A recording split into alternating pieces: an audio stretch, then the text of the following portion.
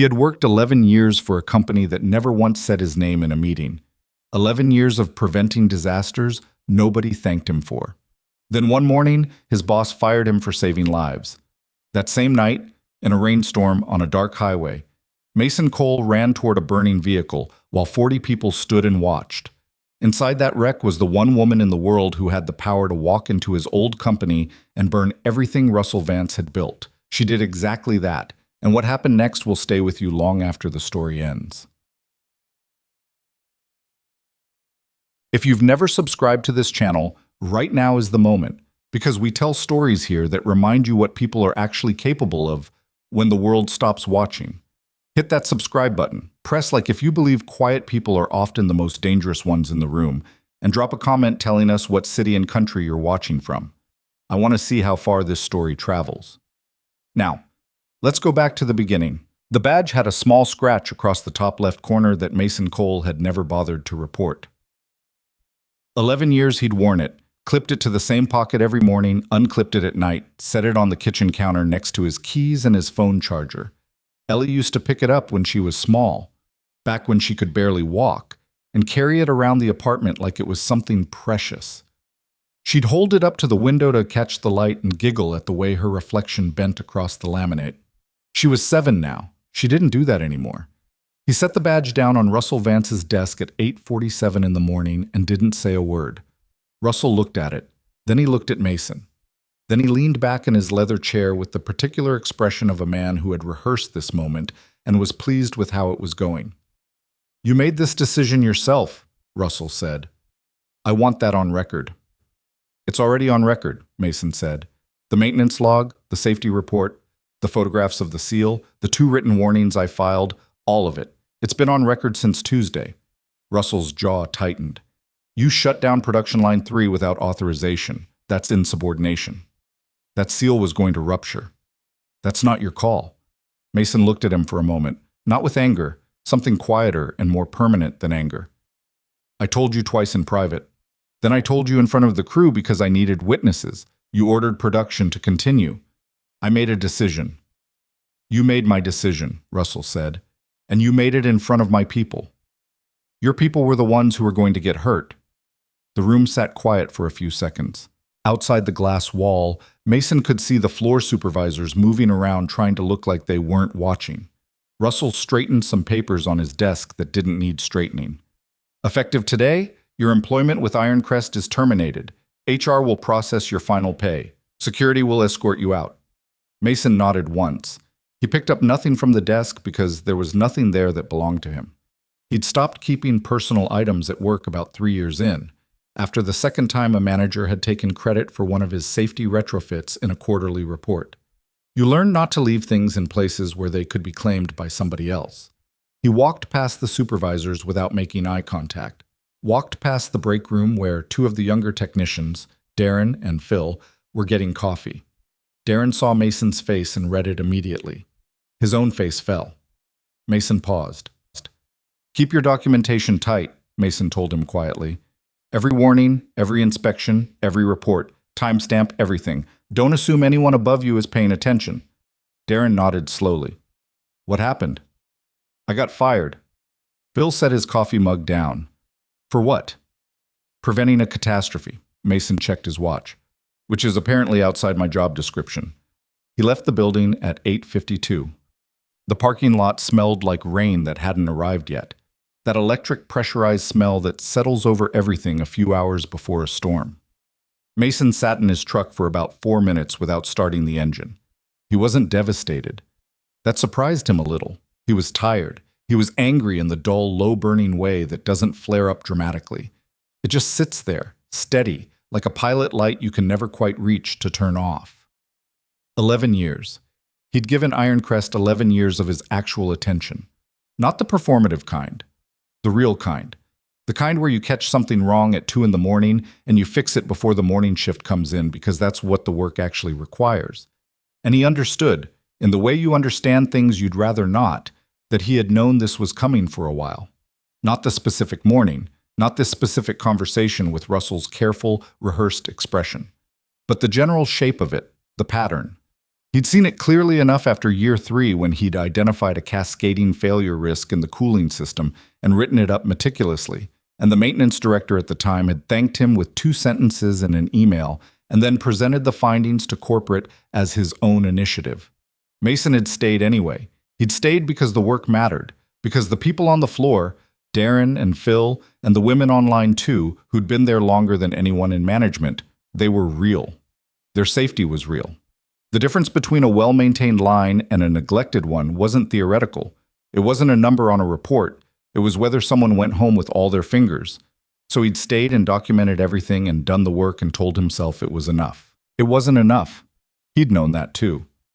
He started the truck and pulled out of the lot without looking back at the building. Well, he had 6 hours until school pickup. That was the actual shape of his life now. Everything was organized around Ellie's schedule. Her school hours, her dinner, her reading time, the specific brand of strawberry yogurt she'd eat, and the other brand she wouldn't, no matter how similar they looked. After Claire died 3 years ago, Mason had restructured his entire existence around the daily logistics of raising a 7-year-old alone. And that restructuring had been both the hardest thing he'd ever done and, in an odd way, the most clarifying. He'd been a Navy SEAL for 6 years before he met Claire.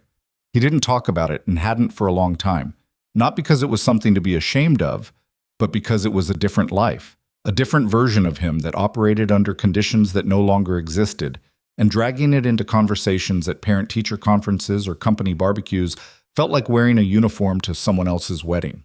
It didn't fit the context. What people saw when they looked at Mason Cole was a quiet, competent man in his late 30s with grease under his fingernails and an unhurried way of moving through rooms. They saw someone who showed up on time and left late and didn't make a fuss about things. Some of them assumed this meant he was simple. Some of them assumed it meant he was resigned. Both groups were wrong, but he'd stopped correcting them. He drove to the grocery store and bought the right brand of strawberry yogurt and a few other things. And he stood in the cereal aisle for a moment thinking about what he was going to tell Ellie tonight. She was smart, genuinely, observationally smart, in the way some kids are, where they pick up on the subtext of adult conversations before they understand the actual words. She'd noticed something was different. She'd ask. He didn't know yet what he'd say. Dad lost his job was accurate. Dad did the right thing and got punished for it was also accurate. Neither felt like the right way to explain it to a 7-year-old who still believed, mostly, that the world sorted itself out fairly. He wasn't sure he wanted to be the one to complicate that belief before he had to. The storm arrived in the afternoon. It came in fast, the way Great Lakes weather sometimes does in autumn. The sky went from overcast to nearly black in about 40 minutes, and by the time Mason was driving toward Ellie's school, the rain was coming down hard enough that the wipers on his truck were struggling to keep up. Ellie climbed in smelling like crayons and the particular kind of institutional soap her school used, her backpack enormous relative to her frame, her boots already soaked because she'd apparently walked through every puddle between the building and the truck. "Your boots are soaked," Mason said. "I know," Ellie said pleasantly, like this was information she'd already processed and filed under acceptable outcomes. "We're going straight home to dry socks." "Okay." She buckled herself in and looked out at the rain. "Why did you pick me up early?" "It's not early. It's the normal time." "You look different." He glanced at her in the rear view. Different how? She studied him with that particular focused expression she got. Chin slightly tilted, eyes narrowed just a degree. She'd had it since she was an infant, that expression, and it always made him feel slightly examined. Like you're thinking about something you don't want to say yet. "I'll tell you tonight," he said. "At dinner." She accepted this without pushing. She trusted that he'd follow through because he always did, and that trust, that simple, uncomplicated assumption that he'd keep his word, was something Mason had worked very deliberately to earn and maintain, because it was the one thing about his life right now that felt solid in a way nothing else did. They got on the highway. The rain was heavy enough that traffic had slowed considerably. 18-wheelers were running their hazards. Mason gave himself more distance from the car ahead than usual, watching the road surface the way his training had once taught him to watch terrain, looking for the places where conditions changed, where assumptions would fail you. He saw the SUV about a quarter-mile ahead, a black luxury model, the kind that rode high and handled poorly on wet roads when the driver pushed it beyond what the tires could actually maintain. It came through the curve at about 15 miles over what made sense, and Mason watched it happen in a way that felt almost like slow motion. The moment the rear tires lost contact, the weight shift, the overcorrection that made things dramatically worse rather than better. "Ellie," he said. "I see it," she whispered. The SUV hit the guardrail with a sound that carried even through the truck's windows and the rain. It went through. The embankment dropped about 12 feet into the drainage ditch alongside the highway, and the vehicle rolled once hard and landed on its side, and then the fire started. It wasn't a movie fire, slow and photogenic. It was fast and chemical-smelling, and it started at the rear and moved forward with a kind of business-like efficiency that Mason recognized from contexts he rarely thought about anymore. He was already pulling the truck to the shoulder before he'd consciously decided to. Around them, other cars were stopping. Doors were opening. People were climbing out into the rain and standing there, watching, frozen in the particular paralysis that extreme unexpected danger produces in people who haven't been specifically trained to override it. Nobody moved toward the vehicle. Mason looked at Ellie. "Lock the doors," he said. "Do not open them for anyone except me. You understand?" "Dad, do you understand?" She looked at him, that focused, examining look, and nodded once. "Come back," she said. He was already out of the truck. The rain hit him like a physical thing. He was soaked through in about 8 seconds. He didn't register it as discomfort, because he'd set aside the part of his mind that processed comfort and discomfort and activated the part that processed information relevant to the immediate problem. Fire, rear section, spreading forward. Rate of spread, fast. Structural integrity of the vehicle, compromised but not total. Time available, not much. He went down the embankment in a controlled slide, using the wet grass to manage the descent rather than fighting it, and landed at the bottom in a crouch. Someone on the highway above was shouting something at him. He didn't process it. The driver's door was on the underside. The vehicle was on its passenger side, which meant the driver was hanging from the seatbelt. Through the cracked windshield, he could see a woman, late 20s or early 30s, unconscious or close to it, dark hair across her face.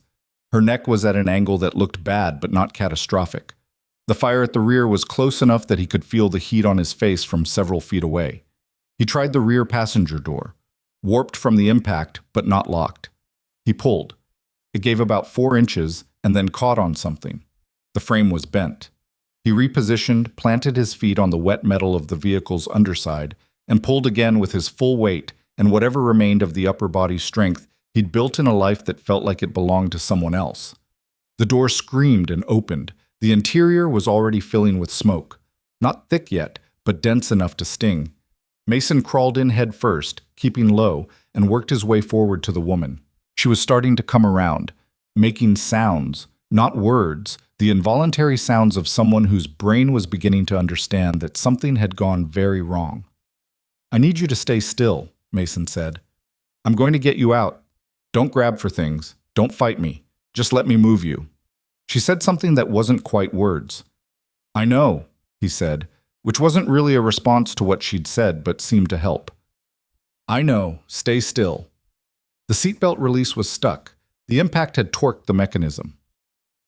He pulled the utility tool from his pocket, the one he'd carried for 11 years out of professional habit and never once thought he'd use for this, and cut through the belt. He got his left arm under her head and neck before she dropped. His right arm went around her waist, moving her through the bent rear door while managing her head position and not losing footing on the wet, uneven surface of an overturned SUV's interior was complicated.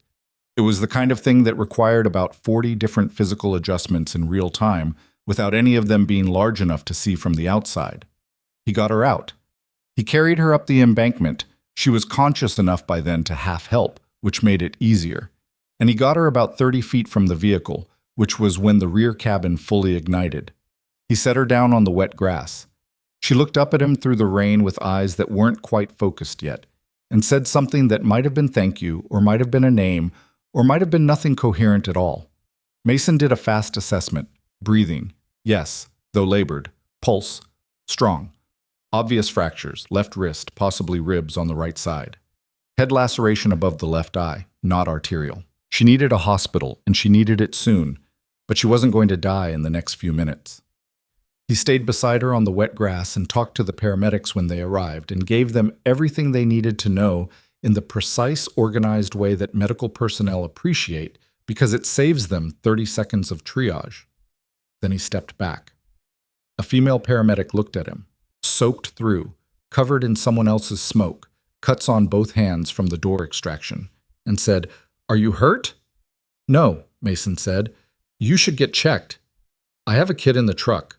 He was already moving. "She's alone. She's been alone for about 7 minutes." He went back up the embankment. He never looked back at the burning vehicle. He never asked the woman's name. Ellie had the truck doors locked, the windows up, and had positioned herself so she could see both the highway and the embankment. When Mason tapped on the glass, she startled, then unlocked the door immediately. He climbed in. She looked at him, soaked, disheveled, the particular focused stillness of someone who has just come back from somewhere. And she reached over and put her small hand on his forearm. She didn't say anything for a moment. "Is she okay?" Ellie asked. "She's alive," Mason said. "She'll be okay." Ellie nodded. They sat in the truck for a while as the emergency vehicles multiplied around them and the rain started, finally, to ease. Mason's hands rested on the steering wheel, and he looked at the road ahead without seeing it, and he thought about the seal on production line 3, and he thought about what he was going to tell Ellie at dinner, and he thought about Claire, the way he sometimes did when the day had accumulated enough weight to make the absence of her feel specific and located rather than general. "Dad," Ellie said. "Yeah." "You said you'd tell me what you were thinking about." He looked at her. Her boots were still soaked. She had a small smear of something, marker, maybe, on her left cheek, and she was watching him with that ancient, careful expression that 7-year-olds should not have, and that she'd worn since the day she was born. "I lost my job today," Mason said. She processed this. "From Ironcrest?" "Yeah." "Because of the thing you warned them about?" He looked at her. "How do you know about that?" "I heard you on the phone with Phil last week." She paused. "Was that wrong?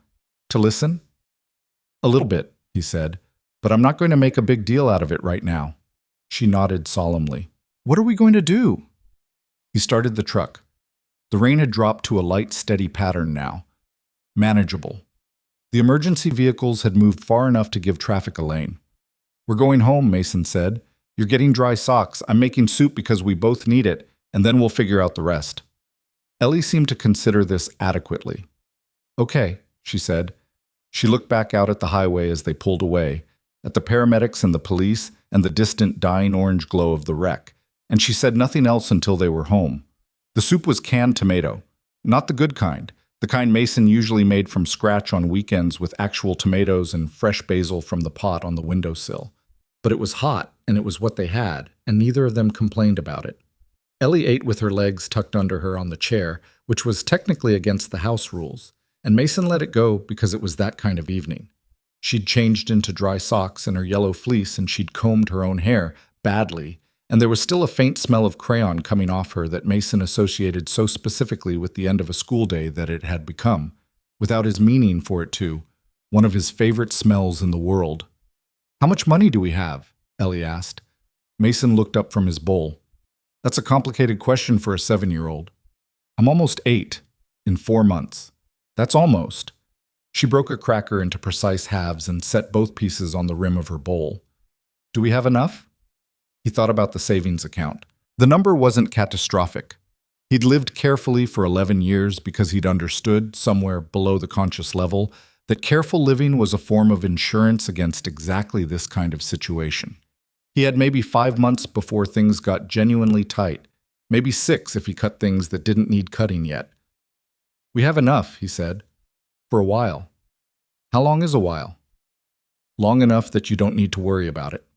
She looked at him the way she looked at things she didn't entirely believe but had decided not to argue with. Then she picked up one of the cracker halves and dunked it in her soup. "Are you going to get another job?" "That's the plan." "At another place like Ironcrest?" "Probably something like that, yeah." She was quiet for a moment. The rain had stopped completely now, and the apartment was very still the way it got on autumn nights when the windows were closed and the heat had kicked on. Outside, a car went by slowly. Somewhere in the building, a door closed. Phil says you're the best engineer he's ever worked with, Ellie said. Mason set down his spoon. When did you talk to Phil? When he called last week, you were in this bathroom. I answered because it rang a lot. She didn't look guilty about this, just factual. He said he hoped you weren't going to get in trouble for the seal thing. He said you were the only reason half the machines on the floor worked right. A pause. What's a hydraulic seal? It's a component that keeps pressure from going where it isn't supposed to go. And yours was broken? It was failing. Close enough. She considered this. So if you hadn't fixed it, people could have gotten hurt. Yeah. And Mr. Vance fired you anyway. Yeah. Another silence.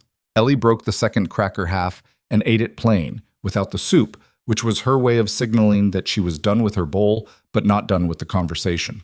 That's not fair, she said finally. No, Mason agreed. It isn't. Are you mad? He thought about the honest answer. A little. Mostly, I'm tired. She nodded slowly, like this made sense to her. Like tired and angry were things she already understood as different, distinct weights a person could carry. For a second, she looked much older than 7, and it hurt him in the specific way things hurt when you recognize that your kid has learned something about the world you'd have preferred to keep from her a little longer. I think you did the right thing, Ellie said. Yeah? Yeah. She unfolded herself from the chair, violating the no-legs-on-chair rule apparently only went one way, and picked up her bowl to bring it to the sink, because Mason had taught her to do that since she was 4. And I think the lady you saved today would agree. He hadn't told her anything about the woman, just that someone had gotten hurt in the crash and he'd helped. Ellie had apparently filled in the architecture of it on her own. Get ready for your bath, Mason said. I know, she said. She was already down the hall. He did the dishes alone, which was most evenings. He didn't mind it. There was something functional about dishes, something that required just enough of his hands to give his mind permission to move around without landing anywhere permanently. He thought about his resume, which was almost certainly out of date. He thought about Darren and Phil, and whether Russell would find some pretext to make their lives harder now that Mason wasn't there as a buffer. He thought about the seal he'd pulled out of line 3, the way it had looked when he'd finally gotten it free. The surface degradation that told a precise story about how long it had been neglected and exactly how close it had come. He'd taken photographs. He'd logged everything. He had copies of every safety report he'd filed in 11 years, backed up in 2 places, because he'd learned early that paperwork left in company systems had a way of becoming invisible when inconvenient. He thought about the woman in the ditch. He hoped she was okay. He'd meant that, telling Ellie she'd been breathing steadily when the paramedics took over, and the laceration above her eye had looked worse than it probably was, which was how head lacerations usually went. The wrist was going to be a problem for a while. The ribs would hurt every time she breathed for the next 4 to 6 weeks.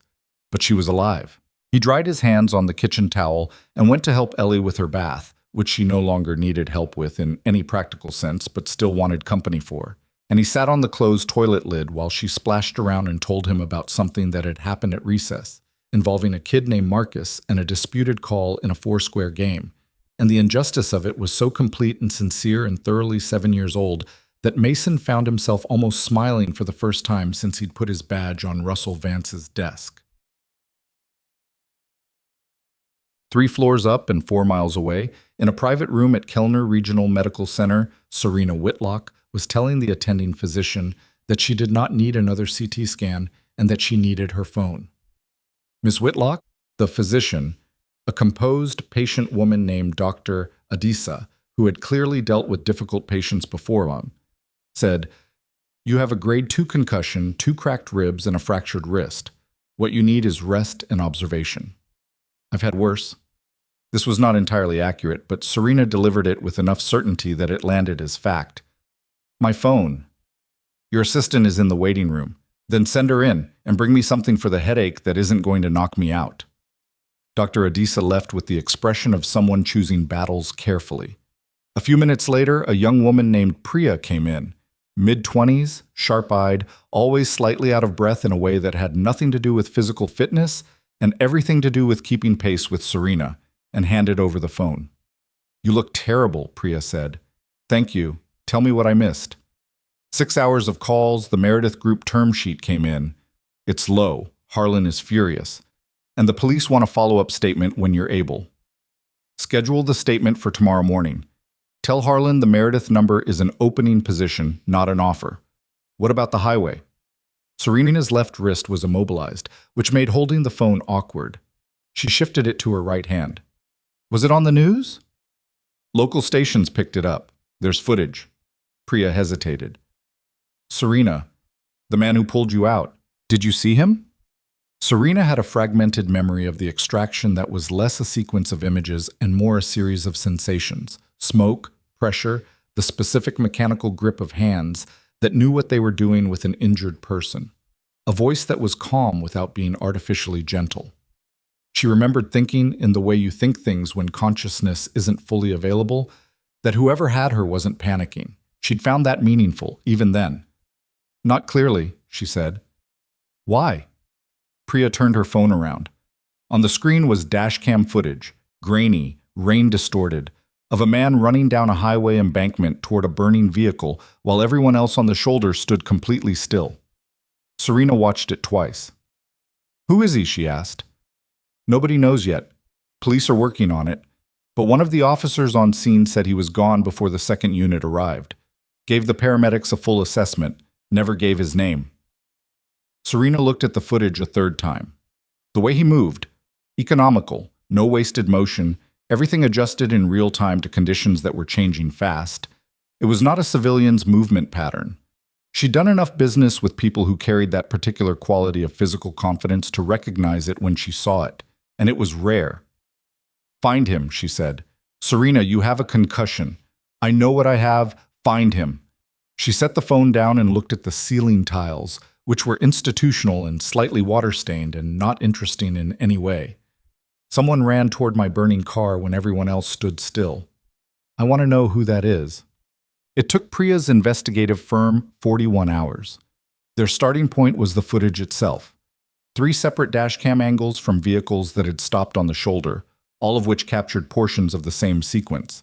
From the clearest angle, they identified the truck, a dark gray Ford F-250, older model, Ohio plates. From the plates, the registration. From the registration, a name, Mason Cole, age 37, resident of Kellner County, no criminal record, no outstanding warrants, 1 daughter, Eleanor Cole, age 7, widower. Then the investigator, a precise, unhurried man named Theo, who Priya had been using for 2 years, started pulling on threads. The Navy service record came first, 6 years, special operations, deployment history that was partially redacted, honorable discharge. The investigator noted the service dates and cross-referenced them against Mason's subsequent employment history. The gap between discharge and his hiring at Ironcrest Manufacturing was 8 months, long enough to suggest a deliberate transition, a man deciding what his life was going to look like in a different context. 11 years at Ironcrest. Maintenance engineer promoted once to senior maintenance engineer, which was a title more than a structural change. The investigator requested Mason's personnel file through a contact in the county employment records office. Then he started cross-referencing it against publicly accessible maintenance records, safety inspection logs, and most usefully, the OSHA compliance reports Ironcrest had filed over the same period. What he found was methodical and a little staggering. He compiled it in a 12-page report and delivered it to Priya at 7 in the morning, 2 days after the accident. Priya read it over coffee and then read it again and then called Theo back. "This is real?" she asked. "Every number is sourced," Theo said. "The maintenance logs are archived. The safety reports have timestamps and signatures. The cost avoidance figures I ran conservatively. Actual savings are probably higher." Priya brought the report to the hospital room where Serena was sitting up against the raised headboard with the remote in her uninjured hand and a look on her face that indicated she and daytime television had reached a mutual hostility. "His name is Mason Cole," Priya said, and put the report on the tray table. Serena picked it up. She read slowly. She always read slowly, which people who didn't know her sometimes mistook for difficulty, and people who did know her understood was the opposite. She read slowly because she read everything. She didn't skim the way some executives did, extracting the conclusions and leaving the evidence for other people. The evidence was usually where the actual information lived. She got through the first 3 pages without speaking. Then she stopped. He filed a safety report in February, she said. Cooling system irregularity on line 1. Yes. An operation signed off that it was reviewed and addressed. Correct. But there's a follow-up note from Mason, dated 6 days later, indicating that the actual repair hadn't been made, that the log entry was falsified. Also correct. Priya poured herself coffee from the thermos she'd brought. He sent the follow-up note to the plant safety officer, who sent it to Russell Vance, who appears to have filed it nowhere. Serena read 4 more pages. Her face didn't change much. She had a good face for cards, as she'd been told often enough that she'd stopped finding it flattering, but something in her eyes shifted when she got to the financial breakdown. 850,000, she said. Conservative estimate. Theo thinks it could be closer to $1 million, accounting for the shutdown costs that would have come from the failures he prevented. 11 years. 11 years. Serena set the report down and looked at the window. Outside was the flat gray of a Midwestern November morning, the kind of sky that offered nothing aesthetically but was honest about itself, which Serena had always found preferable to the alternative. He was fired 2 days ago, she said, the morning of the accident, about 6 hours before he pulled you out. The timing sat in the room for a moment. He knew, Serena said. When he ran toward that car, he'd been fired that morning. He had a 7-year-old daughter in his truck, and he ran toward a burning vehicle because… What? Because someone was in it? That would appear to be the complete explanation, yes, Priya said. Serena picked up the report again and turned to the last page, where Theo had included the termination paperwork.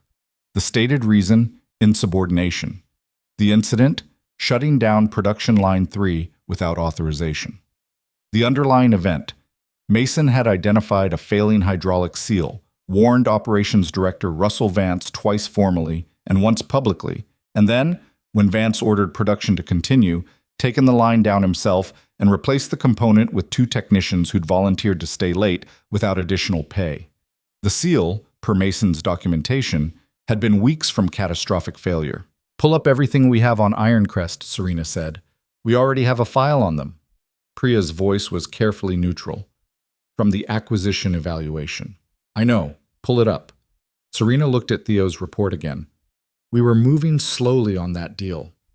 There were concerns about the leadership structure. There were.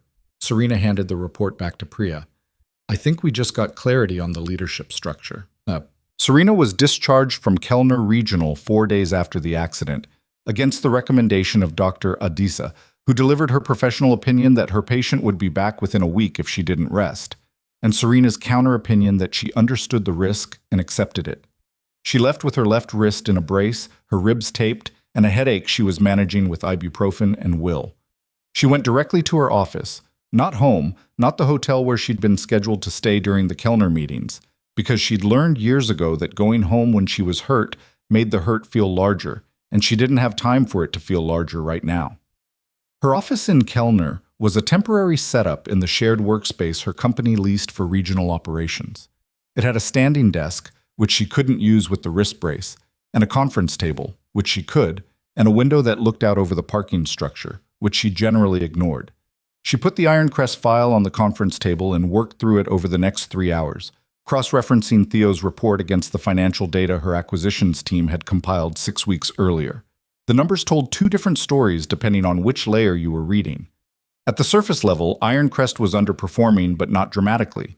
Revenues were down about 8% year over year, production efficiency had slipped, and there were quality control issues that weren't yet critical, but were trending in a direction that would make them critical within 18 months.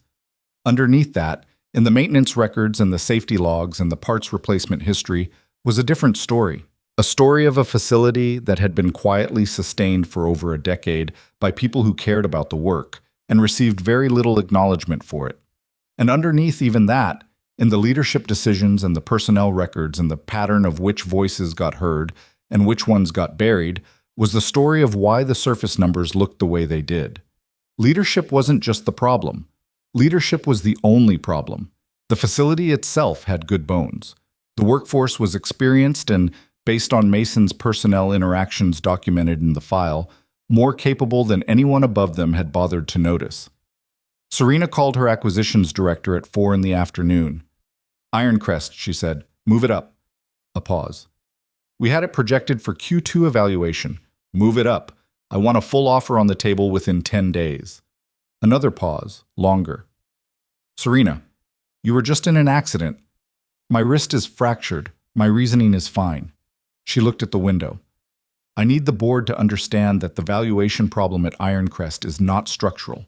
It's personnel at the top. That changes the acquisition math significantly. How significantly? Enough that we're not letting someone else get there first. She shifted the brace on her wrist, which had started to itch. And I need HR to prepare an offer package, senior executive level, director of operations and engineering development.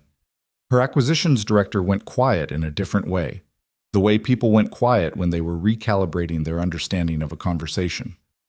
For whom? A man named Mason Cole. She spelled the last name. Former Ironcrest employee. Former Navy SEAL. Terminated 3 days ago for preventing a hydraulic failure from injuring his coworkers. She paused. He has a daughter. The offer package needs to be structured with serious schedule flexibility built in, non-negotiable. Do you know him personally? He pulled me out of a burning car, Serena said. But that's not why I'm hiring him. The silence on the other end was careful. What's the reason? She looked at Theo's report, still open on the conference table, and at the photograph the investigator had included. A copy of Mason's Ironcrest badge photo, slightly blurry, a man who looked like he'd rather not be photographed, which was the expression of a person who understood that his value lived in his work rather than his visibility.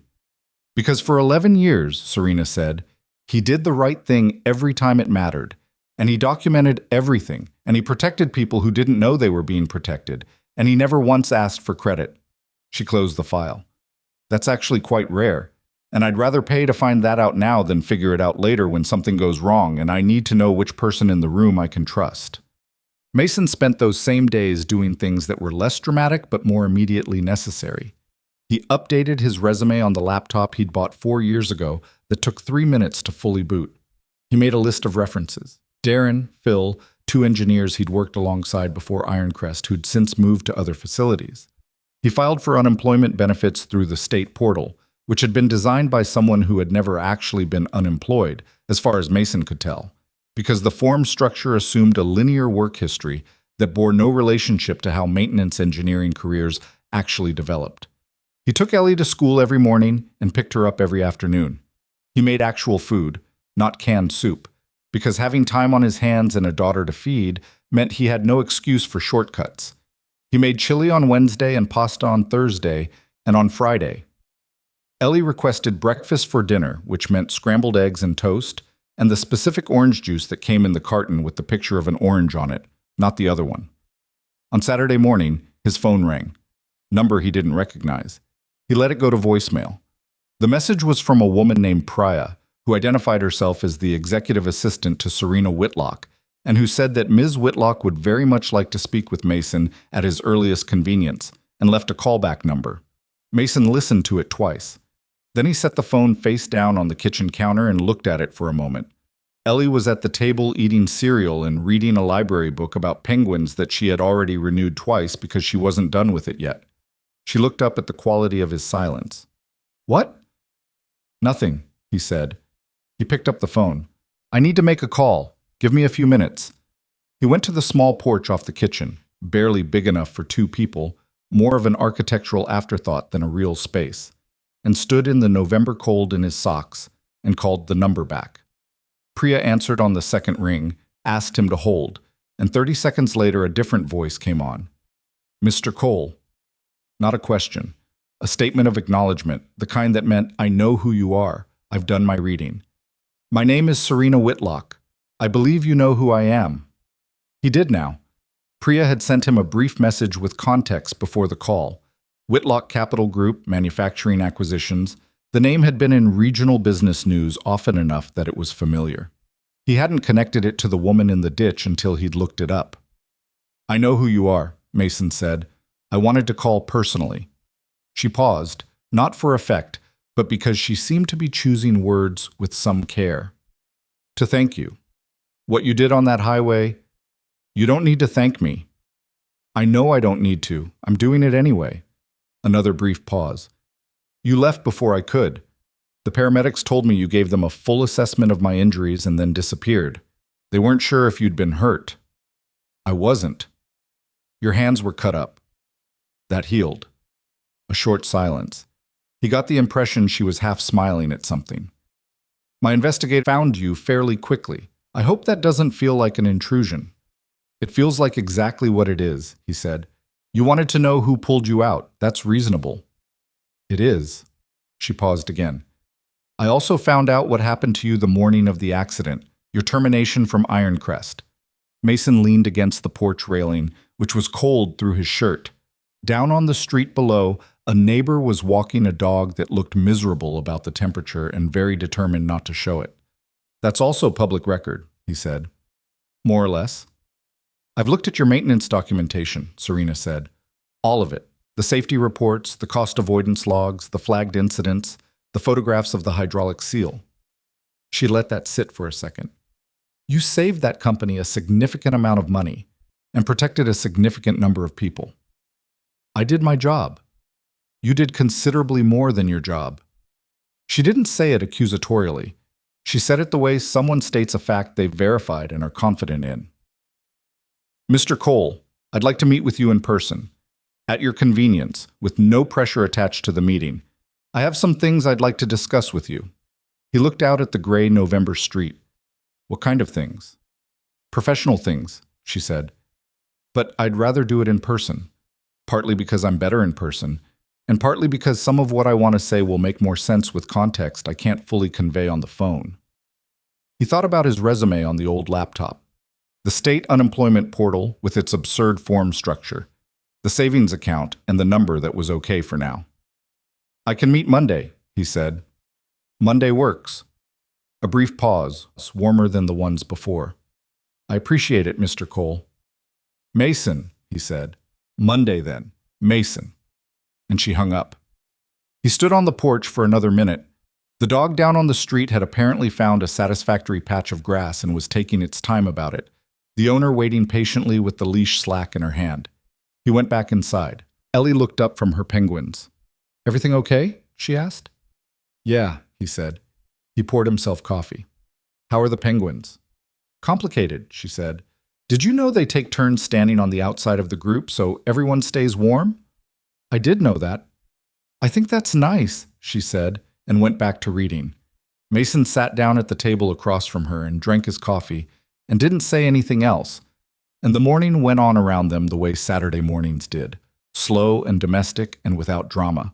And he thought about Monday, and about what Serena Whitlock wanted to say that would make more sense with context, and about the hydraulic seal sitting in a plastic evidence bag in his truck that he'd kept because 11 years of documentation instinct was not something that switched off when you lost your job. He thought about Ellie's question from 3 nights ago. Are we going to be okay? He hadn't answered it directly. He'd said we have enough for a while because that was the accurate answer to the question she'd asked, and accuracy mattered more to him than comfort, though he tried to find the way they could coexist. But sitting at the kitchen table with his coffee and his daughter's quiet company, and the particular stillness of a Saturday morning, he thought the honest answer to the actual question underneath the question was probably yes. He thought it was probably yes. The meeting was at 9 on Monday morning in the shared workspace on the 4th floor of the Kellner Commerce Building, which was the kind of office environment that tried very hard to communicate forward-thinking professionalism through exposed ductwork and reclaimed wood furniture, and mostly succeeded in communicating that someone had made decisions about aesthetics without consulting the people who would have to work in the space. Mason arrived 7 minutes early, which was not a strategy. He was simply constitutionally incapable of being late to anything, a quality that had served him well in the Navy and in maintenance engineering, and that had occasionally made him difficult to live with, as Claire had pointed out more than once, with the particular patience of a woman who loved someone's flaws alongside their virtues. He wore the same clothes he'd worn to every serious meeting in his adult life. Dark pants, a clean collared shirt, boots that were well-maintained rather than new. He didn't own a suit. He'd considered buying one in the truck on the way over and decided against it because showing up in something that wasn't him felt like a form of dishonesty, And he'd had enough dishonesty in the last 11 years from other people that he was not willing to start generating his own. Priya met him in the lobby. She was exactly as out of breath as she'd sounded on the phone, in the way that had nothing to do with the stairs. "She's been here since 7, Priya said, which Mason interpreted as both information and warning. "Can I get you anything? Coffee, water?" "I'm fine," Mason said. "Thank you." The conference room had a glass wall looking out over the open workspace, a table with 6 chairs, and a whiteboard on the far end that had been wiped down recently enough that there were still faint traces of whatever had been written there before. Serena was standing at the window when Mason walked in, left wrist in the brace he'd seen in the dashcam footage, a diagonal bruise along her jaw that the makeup she wore hadn't entirely concealed, posture that was careful in the specific way of someone managing rib pain and not wanting it to show. She turned when the door opened. "Mason," she said. "Ms. Whitlock." "Serena." She crossed to the table without extending her hand. The wrist made handshakes awkward, and she seemed to have decided not to make a thing of it either way. "Sit wherever." He sat. She sat across from him rather than at the head of the table, which he noted without making anything of it yet. She looked at him directly. Not the sizing up look of someone assessing a new subordinate, something more straightforward than that. Evaluative in the way that people who've made a lot of decisions about other people develop as a neutral baseline. "You look better than you did on the side of the highway," she said. "You look better than you did in the ditch," he said. Something shifted in her expression. Not quite a smile, but adjacent. "Fair." She set a folder on the table between them. "I want to tell you what I know, and then I want to tell you what I'm thinking, and then I want to hear what you think. Is that okay?" "That's okay." "The folder is your maintenance documentation from Ironcrest. Not everything. The complete file is about 400 pages, and I didn't think burying you in paper on a Monday morning was a productive opening move. But the summary is there, and the numbers." Mason looked at the folder but didn't open it. "You had investigators pull my personnel file." "I did. And the maintenance logs, and the safety reports, and the OSHA compliance records, and the cost avoidance projections going back 8 years. She said it without apology, which he respected more than apology would have been. "I wanted to understand who you were before I called you. I didn't want to walk into this meeting on the basis of one event and make assumptions that turned out to be wrong." "And what did you conclude?" She leaned back slightly, carefully, because of the ribs, and looked at him with an expression that was harder to read now. "I concluded that Ironcrest has been carrying a significant portion of its operational competence in one person for over a decade.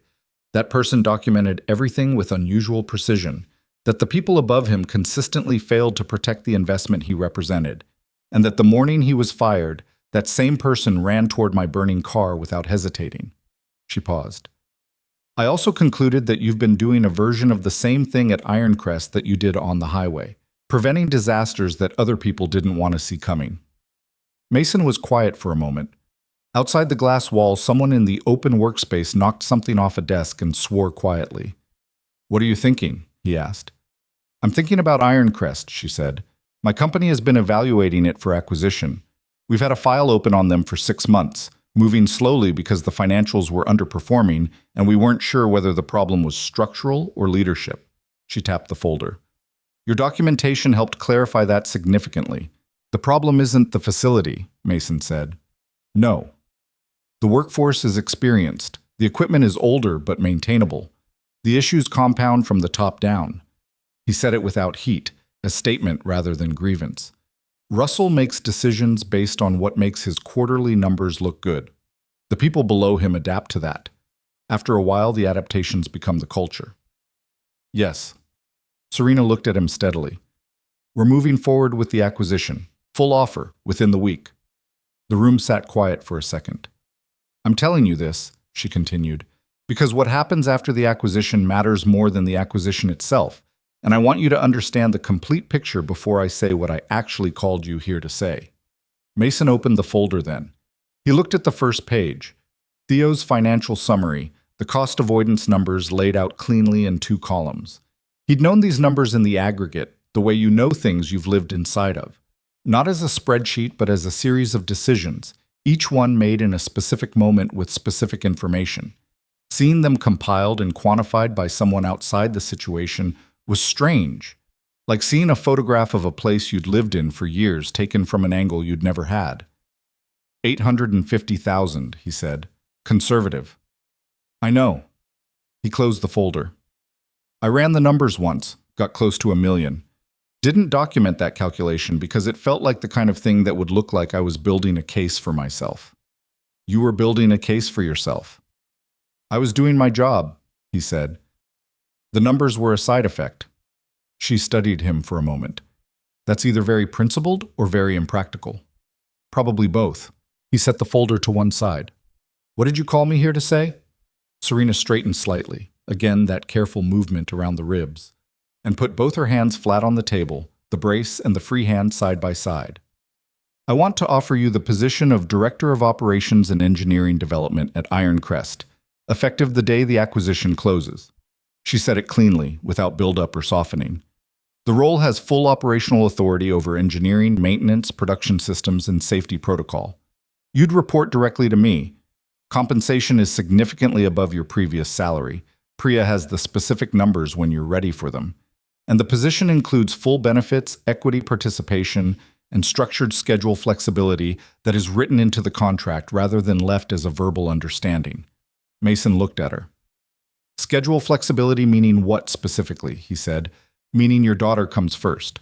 In writing, not as a favor, not as something that gets quietly resented over time, as a contractual provision that cannot be countermanded by anyone in the organization, including me. She said it without looking away. I read about your wife.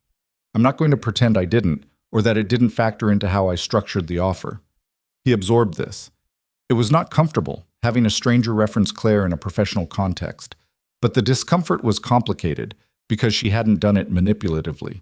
She'd done it practically, which was, in a strange way, more respectful than careful avoidance would have been. Why? He asked. She raised an eyebrow slightly. Why the flexibility?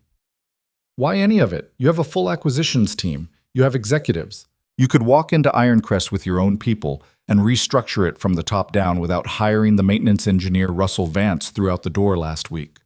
I could, she agreed, but I'd be importing a culture rather than building on the one that's already there. She tapped the folder again. There are people in that facility who have been working in Mason Cole's shadow for years without knowing it. They've been maintained, trained, protected by someone who did all of it without announcing it. If I bring in an outside executive, those people will perform for them the way they performed for Russell, cautiously, defensively, protecting themselves first. She looked at him. But they already know you. They know what you actually did. By now, with the accident on the news and the termination story circulating the way these things do in a facility that size, they know you were fired and they know what for. Mason thought about Darren's face in the break room.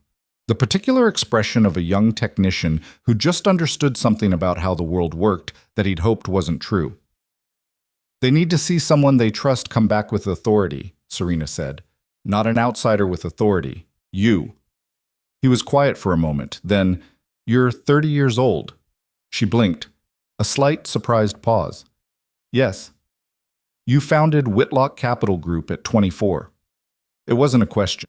He'd done his own reading over the weekend, more out of instinct than calculation. You've acquired 11 manufacturing operations in 6 years. 3 of them were turnarounds. 2 full turnarounds. 1 was closer to a rebuild. How'd the rebuild go? 18 months to break even, 3 years to outperform the sector average. A beat. I learned from it. What did you learn? She looked at him with an expression he couldn't entirely read, something that might have been surprise and might have been the kind of respect that comes from someone asking the question you'd have asked. I learned that the problems that look structural are usually cultural, and cultural problems don't get fixed by org charts. They get fixed by who's in the room and whether the people below them believe they're going to get the same thing twice in a row. Mason nodded slowly. I need to think about it, he said. She didn't push. She nodded once and said, Of course. And then she reached into the folder and slid a single page across the table. The compensation summary, numbers, and provisions laid out in the same clean, factual format as everything else she'd presented. And she didn't tell him to take his time, didn't add pressure dressed up as reassurance. She just let the page sit there. He looked at it. The number was considerably more than he'd been making. The equity provision was real. Not a token percentage, but a meaningful stake, the kind that indicated she expected the position to generate value rather than just manage existing value. And at the bottom, in the same font as everything else, not set apart as an afterthought, was the schedule flexibility provision, written in precise, unambiguous language. Ellie's name wasn't in it. His daughter was referred to as dependent minor child in the legal phrasing. But the meaning was exact. He folded the page and put it in his pocket. "I'll call you by Wednesday," he said. "Wednesday is fine." She stood when he stood. "Mason." He paused. "I want to be direct about one thing because I think you're a person who responds better to directness than to diplomacy." "I am," he said. "I'm not hiring you because you saved my life. I'm grateful for that, more than I know how to say in a professional context. But gratitude is not a business strategy, and I don't run my company on it." She met his eyes steadily. "I'm hiring you because your 11-year record demonstrates that you make difficult decisions correctly under pressure. You protect people who don't know they need protecting. You document everything, and you haven't once, in any of the documentation I've read, made a decision designed to make yourself look good at someone else's expense." A pause. "That combination is genuinely rare, and Ironcrest needs it." He looked at her for a moment. "I'll call you Wednesday," he said again. She nodded. He left.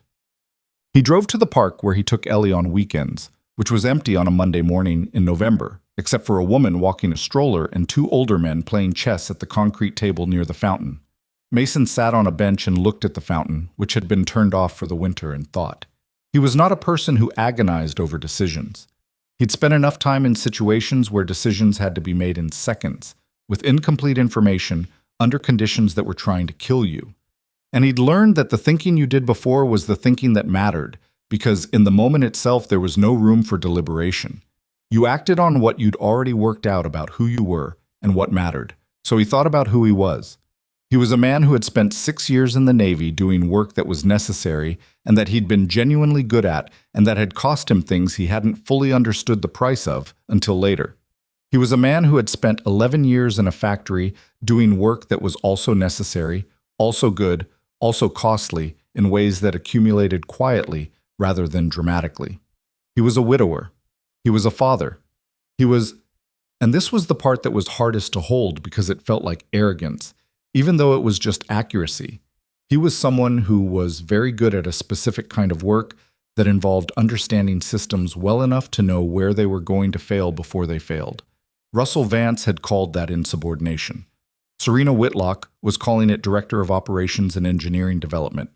He thought about Darren and Phil, about the women online too, who'd been there longer than anyone and who understood the machinery with the specific intimacy of people who worked it every day and whose knowledge existed entirely in their hands and their instincts and nowhere in any formal documentation. About the younger technicians he'd trained, some of them now good enough to catch things he'd have missed if his attention was elsewhere. He thought about what Serena had said. They need to see someone they trust come back with authority. He hadn't thought about it in those terms. He'd thought about the job as a job.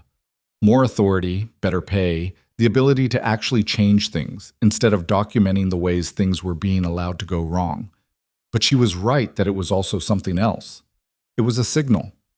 To Darren, to Phil, to all the people who had watched Mason get walked out of the building and had understood, in the way people who work in large organizations understand these things, exactly what it meant about whether the right things got rewarded. If he went back, it would mean something different than just him going back. He sat on the bench for another 20 minutes. The chess players made several moves each. The woman with the stroller did a full loop of the fountain and disappeared around the far bend. Then Mason took out his phone and called Phil. Phil answered on the first ring, which meant he'd been waiting for a call. Not necessarily from Mason specifically, but from someone, in the way people wait for news about things they can't control. "How's it going?" Phil asked, which was Phil's way of asking a dozen things at once. "It's going," Mason said. "How's the floor?" "Tense. Russell's been in meetings since Thursday. Nobody knows what's happening." A pause. "There's a rumor about an acquisition." "Is there?" A longer pause. "Mason. I can't tell you anything specific yet. I'm still working it out." He looked at the fountain. "I need you to tell me something honestly." Okay. If I came back, not as maintenance supervisor, as something else, something with actual authority over operations, would people be able to work with that? Or would it be complicated? Phil was quiet for long enough that Mason could hear him thinking. It would be complicated, Phil said finally, for about 2 weeks. Then it would be fine. Another pause. Actually, it would be better than fine. But yeah, 2 weeks of complicated.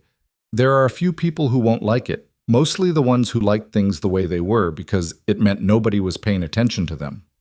That's useful information. Is it happening? Wednesday, Mason said. I'll know more Wednesday. Okay. Phil's voice shifted, something underneath the practical tone, something that had been sitting there the whole conversation waiting for room. For what it's worth, and I know it's worth approximately nothing since I'm not the one making this decision, you should come back. It's a different place without you already, and it's been 5 days. Mason didn't say anything for a moment. Thank you, he said. Don't thank me. It's not sentiment, it's self-interest. Darren's already asking me questions I don't have answers to. Mason almost smiled. I'll call you Wednesday. He hung up and drove home to make lunch, because Ellie got out of school at noon on Mondays, and he told her he'd be there. Russell Vance received the formal acquisition notification on Thursday morning, which was not the way Russell would have described the document that arrived via courier from Whitlock Capital Group's legal office. He would have described it as an attack.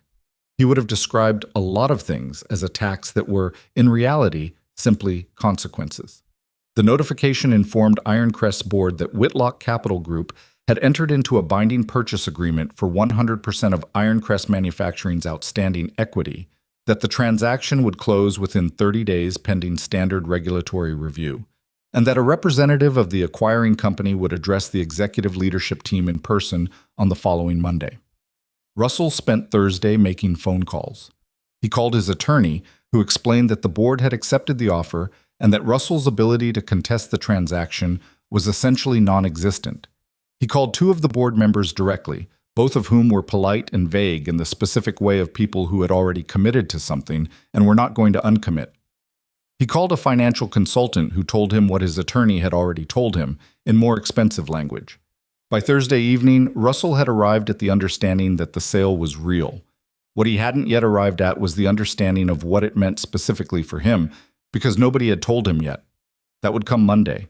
He spent the weekend in a state of controlled anxiety that he managed by convincing himself that new owners needed experienced operational leadership, that his knowledge of the facility was irreplaceable, that whoever Whitlock sent would recognize quickly that disrupting the existing management structure was bad for business.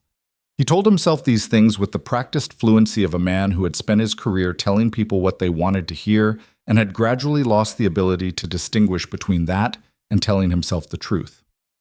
On Monday morning, he arrived at the conference room 15 minutes early and sat at the head of the table, because that was where he always sat, and habits were a form of certainty when other certainties were evaporating.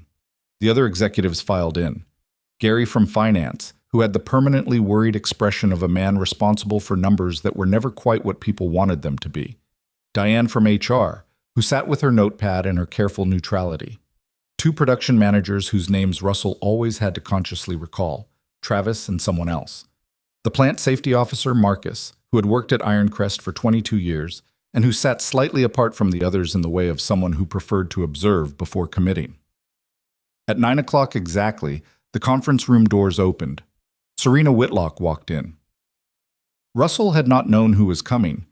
He'd researched Whitlock Capital Group over the weekend, read profiles, understood in the abstract that the company's founder was young and apparently capable, but knowing a fact and having it walk through your conference room door were sufficiently different experiences that he was not prepared for the specific reality of her. She was 30 years old with a bruised jaw and a fractured wrist in a brace, and the bearing of someone who had absolutely no doubt about her right to be in the room, which was a combination of physical vulnerability and personal authority that Russell had rarely encountered and didn't immediately know how to respond to.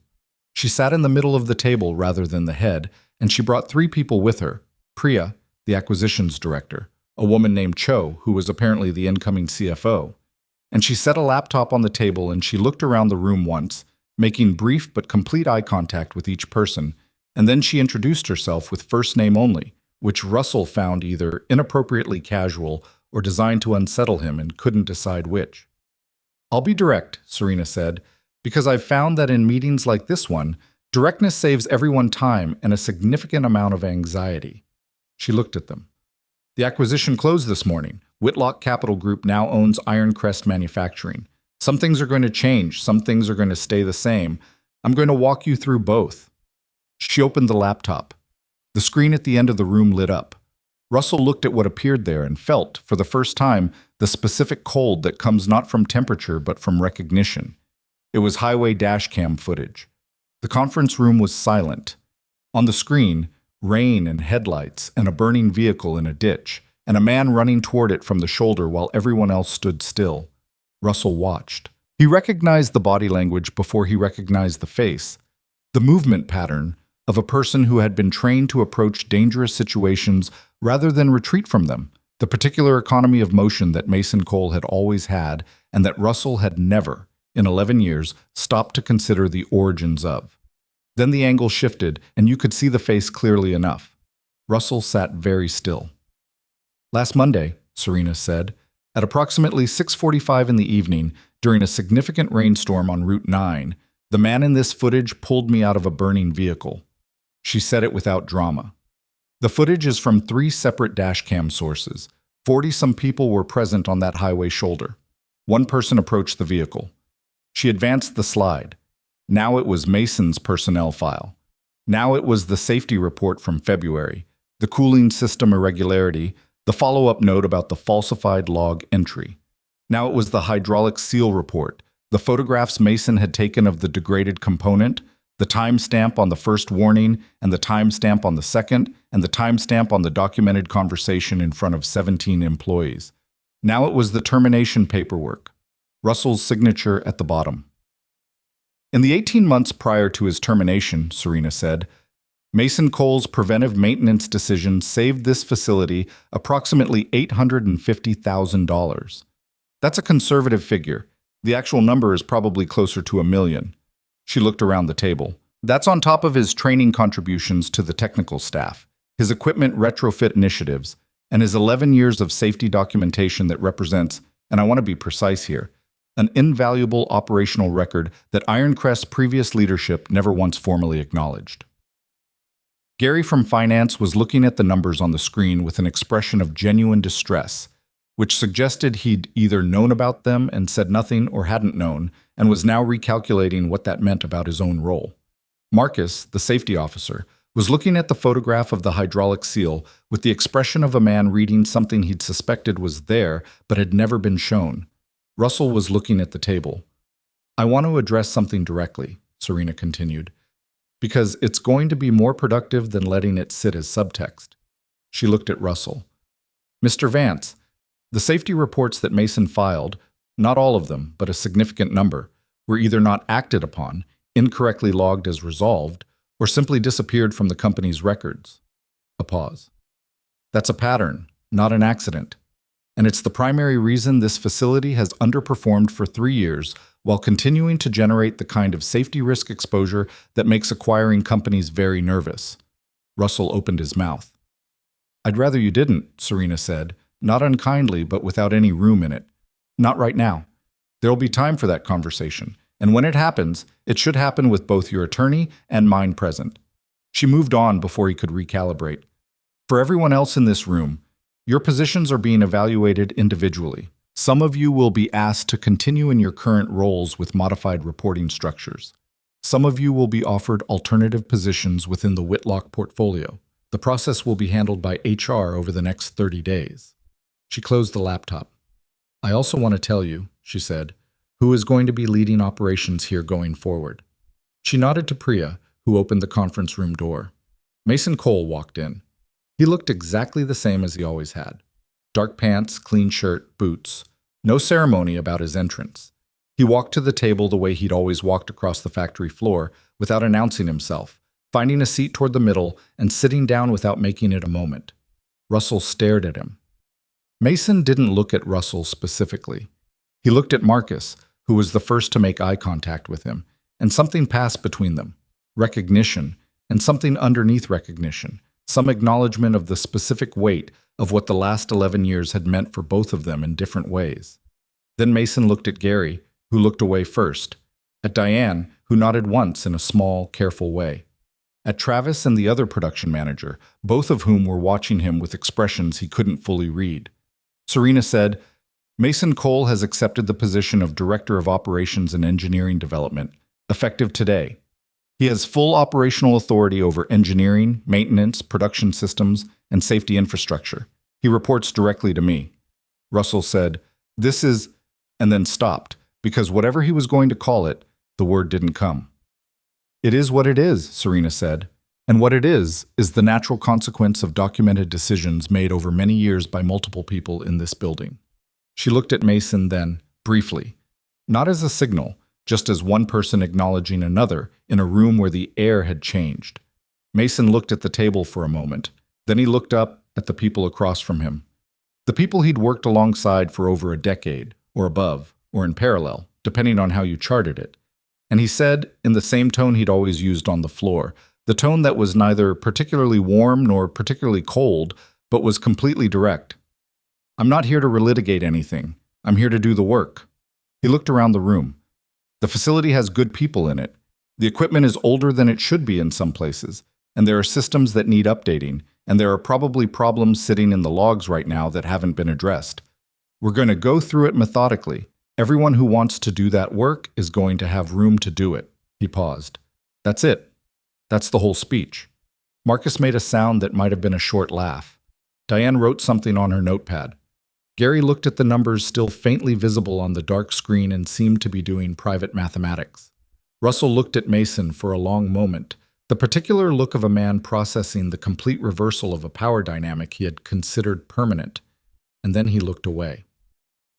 The meeting ended 20 minutes later, held out in the slightly dazed way of groups who have received more information than they could fully process in one sitting.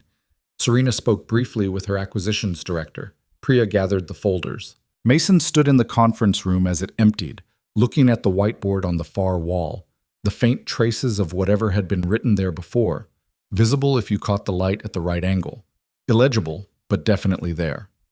Marcus stopped beside him on the way out. He was a large, quiet man who had worked in plant safety for longer than some of the building's electrical systems had been in service, and he had the specific stillness of someone who had seen a great deal and decided early on that observation was more useful than reaction. "The February cooling system report," Marcus said quietly. "I know," Mason said. "I sent it up the chain." "I know you did." Mason looked at him. "I know exactly what you sent and when. I've got copies." Marcus nodded slowly. Something in his posture shifted, the almost imperceptible easing of something held for a long time. "Welcome back," he said. "Good to be back," Mason said, and mostly meant it, though good was a complicated word for what he actually felt, which was something more like ready. He walked out of the conference room and onto the executive floor, which felt both completely familiar and subtly wrong in the way spaces feel when the power structure in them has changed and the furniture hasn't caught up yet, and he thought about Ellie, who was in school right now learning something about penguins or Foursquare or the specific injustice of Marcus's disputed call. And he thought about Wednesday night when he'd called Serena and said yes, and about what she'd asked him before he'd said it. She'd asked, "Is there anything you need that isn't in the offer?" And he'd thought about it for a real moment, not a performative pause, but actual thought. And he'd said, "I need to know the workers aren't casualties of the transition. I need that to be real, not a talking point." And Serena had said, "It's real. I'll put it in the operating agreement." And he'd believed her. He wasn't certain he was right to. You never were, completely, about new situations with new people who had significant power over the shape of your life. But he'd learned to trust certain kinds of evidence, and everything he'd seen of Serena Whitlock was evidence of a person who said what she meant with reasonable consistency and who understood that a facility's value lived in its people before it lived anywhere else. He'd said yes. And now he was here, in the building he'd walked out of 9 days ago with his badge on Russell's desk, with an office he hadn't been to yet, and a whiteboard he hadn't written on yet, and 11 years of institutional knowledge that was finally, for the first time, going to be allowed to operate at the level it actually belonged.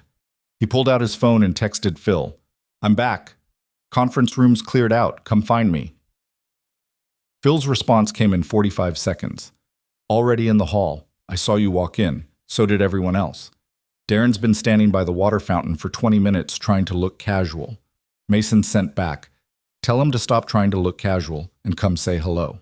He put his phone away and walked toward the factory floor, because that was where the actual work was. And work was what he understood better than anything else that had happened in the last 9 days. And if he was honest, if he stood in the hallway of this building, he knew down to its smallest mechanical failure and allowed himself to be honest. He was tired of the drama of it, the whole accumulated weight of proving and surviving and documenting and being invisible. He just wanted to fix things. He was finally going to get to. Darren had been standing by the water fountain for so long that his coffee had gone cold. He saw Mason come through the floor-level door, not the executive entrance, the regular one, the one that opened directly onto the production corridor between Line 2 and the parts storage area. And he straightened up and then immediately tried to look like he hadn't been straightening up, which fooled nobody. Mason walked over to him. Darren was 26, with the build of someone who'd grown up doing physical work and the face of someone who hadn't yet learned to fully conceal what he was thinking. He'd been at Ironcrest for 3 years, which meant he'd spent most of his professional life in Mason's orbit without entirely understanding what that orbit was providing him. He understood it now. The understanding had arrived about 4 days ago, in the specific form of encountering a maintenance problem he'd have normally brought to Mason and realizing there was nobody to bring it to. "Hey," Darren said. "Hey." Mason looked at him. "What was the problem?" Darren blinked. "What?" "The problem you ran into last week. Phil said you had questions he couldn't answer." Darren's expression shifted through several things in quick succession. Surprise.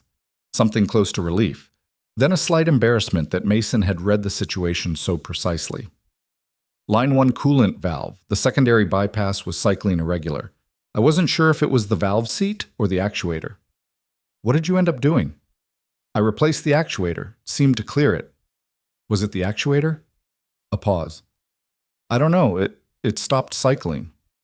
Pull the old actuator and check the diaphragm, Mason said. If the diaphragm's intact, the problem was probably the valve seat, and you've got a recurring issue that'll come back. If the diaphragm's cracked, you got it. He looked at Darren steadily. Don't stop at the symptom. Darren nodded slowly. Yeah, okay. A beat.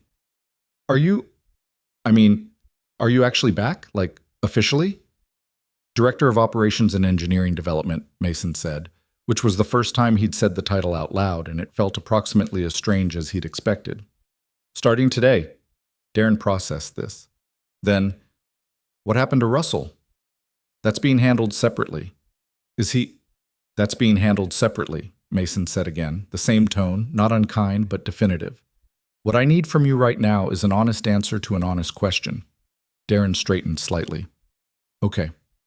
What's the floor's actual state, not the official numbers? What do people know is wrong that nobody's put it in writing because they figured putting it in writing wouldn't do anything? The question landed and sat there. Darren looked at him for a moment, the look of someone taking the measure of whether a question is safe to answer fully, which was itself an answer to the question. That's going to be a long conversation, Darren said. I've got time, Mason said. Find Phil, find Marcus if he's on the floor, and let's use the equipment room. I want the table, not the conference room, upstairs. The equipment room? People talk more honestly when they're not sitting in a room with glass walls, Mason said. Go. Darren went. Phil arrived with a legal pad, which was so thoroughly. Phil. The man had never trusted digital notes for anything he considered important. That Mason felt something loosen in his chest that he hadn't realized had been tight. Marcus came in 2 minutes later, still in his safety vest, which he wore with the consistency of a man who understood that symbols mattered in a work environment and had decided to be one.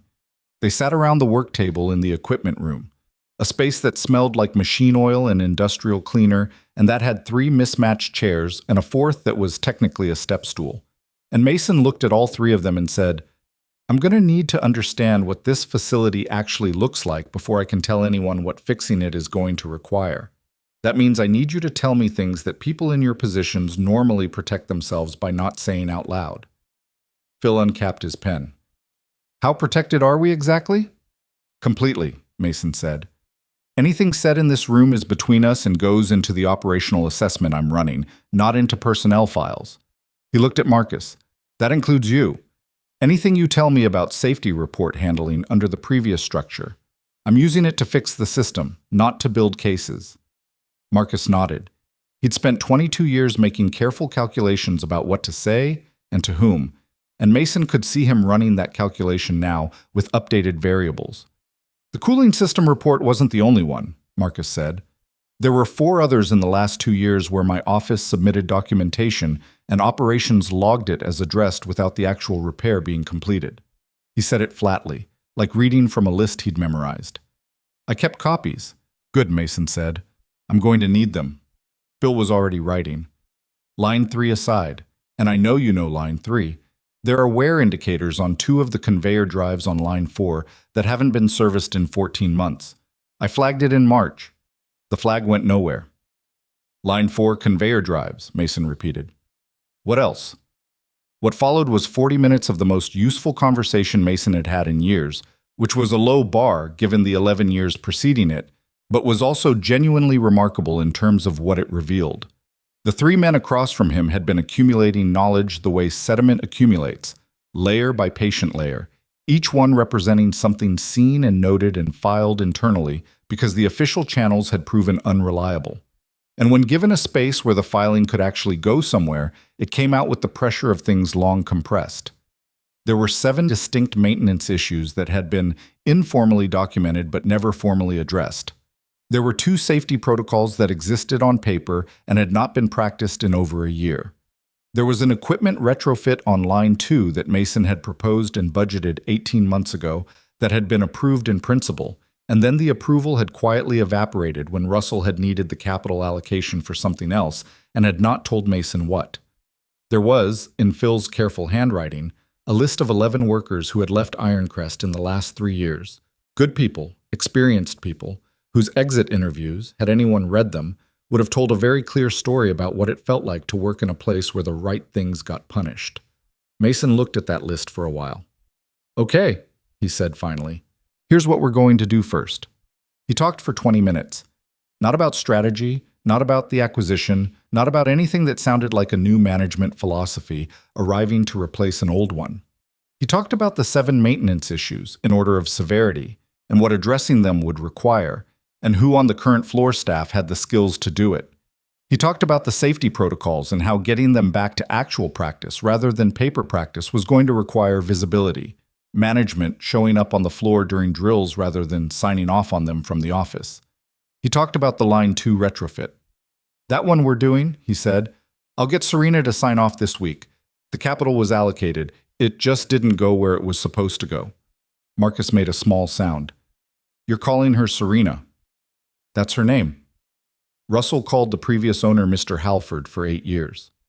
Russell called the previous owner Mr. Halford because it kept the relationship at a distance that protected Russell, Mason said. I don't need that kind of protection. Phil looked up from his legal pad. Are you going to need protection from her? Mason thought about the operating agreement, about the provision that was written into the contract rather than left as a verbal understanding, about the specific quality of Serena's directness, which was the directness of someone who understood that vagueness was its own form of dishonesty.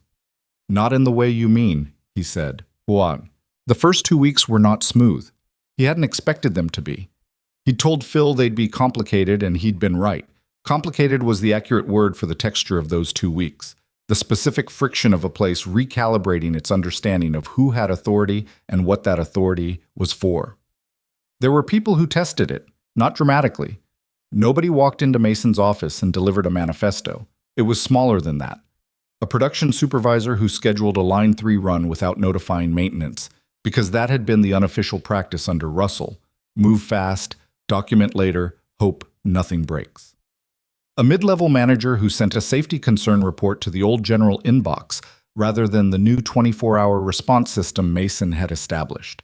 Because old habits in large organizations don't change because someone puts up a new sign. Mason handled each one individually, in person, without an audience. Not because he was being strategic about optics, but because public correction was a management tool that primarily served the person doing the correcting, and he wasn't interested in serving himself at someone else's expense. With the production supervisor, a man named Greg who had 13 years at Ironcrest, and a defensive crouch built up from years of operating in a political environment where blame traveled downward, Mason sat in the equipment room and said, "Walk me through your thinking." Greg talked for a while, explaining the scheduling logic, half expecting to be interrupted with a reprimand. Mason listened to the whole thing. "The logic makes sense for what you've been working with," Mason said when Greg finished. "The problem is that what you've been working with was a system where maintenance and production were adversarial. That's changing." He looked at Greg. "I need you to understand that when you schedule without maintenance notification, you're not saving time. You're pushing the risk downstream where it becomes my problem and your problem and everybody on the floor's problem, instead of catching it at the scheduling stage where it's just a 5-minute conversation." Greg looked at him. "That's not how it worked before." "That's why we're here," Mason said. "We're fixing how it worked before." A pause. "Are you going to write this up?" "No," Mason said. "If it happens again, I'll have a different conversation, but that'll be the second conversation, not the first." He stood. "I need you to be good at your job, Greg. You are good at your job. I need you to do it in a system that actually supports it." Greg left. He didn't become Mason's enthusiastic advocate. He wasn't that kind of person, and Mason wasn't looking for enthusiasm. He was looking for compliance that gradually converted to genuine understanding. That process was slower than enthusiasm and more durable, and he'd take durable. Darren, by contrast, converted almost immediately. He pulled the old actuator from the Line 1 bypass the same day Mason told him to, found the cracked diaphragm, understood that he'd stopped at the symptom rather than the cause, and came to Mason's office. Mason had taken an office now, a smaller one than Russell's, closer to the floor, to report it with the slightly chastened look of someone who'd learned something concrete. "You were right," Darren said. "Good," Mason said. "Now you know what to check first next time." "How did you know it wasn't the actuator?" "I didn't know, but the bypass cycling pattern you described was inconsistent with actuator failure. Actuators fail with a different rhythm." He looked at Darren. "You'll learn to read the rhythms. It takes time." Darren stood in the doorway for a moment. "Can I ask you something?" "Go ahead." "Why did you stay? For 11 years, when it was like that, why'd you stay?" Mason thought about it honestly, the way the question deserved. "Because the work mattered and the people were real," he said. "The people who were going to get hurt if something went wrong were real. That turned out to be enough." Darren nodded slowly. "That's kind of a terrible reason." "Yeah," Mason said. "It was." 5 weeks in, the real test arrived. It came in the form of a production target, a quarterly push that corporate projections had built around Line 2 running at maximum output through the end of the period. The numbers were aggressive but not impossible, and Mason had spent 2 weeks getting the Line 2 retrofit done and the equipment into better condition than it had been in several years, so the line itself was capable of meeting the target. The problem arrived on a Tuesday morning when Mason was doing a routine walk of the production floor set. Something he did every day, early, before the main shift picked up, because physical presence on the floor was information you couldn't get from reports. And he noticed something in the drive mechanism on Line 2's primary conveyor that didn't match what it had looked like the previous Tuesday. He stopped. He crouched down and looked at the gear housing. He put his hand on the surface and held it there for 30 seconds, feeling what the vibration pattern told him, the same way he'd learned to read a patient's pulse in first aid training. Not just whether it was there, but what its character was saying. He went to get the diagnostic equipment.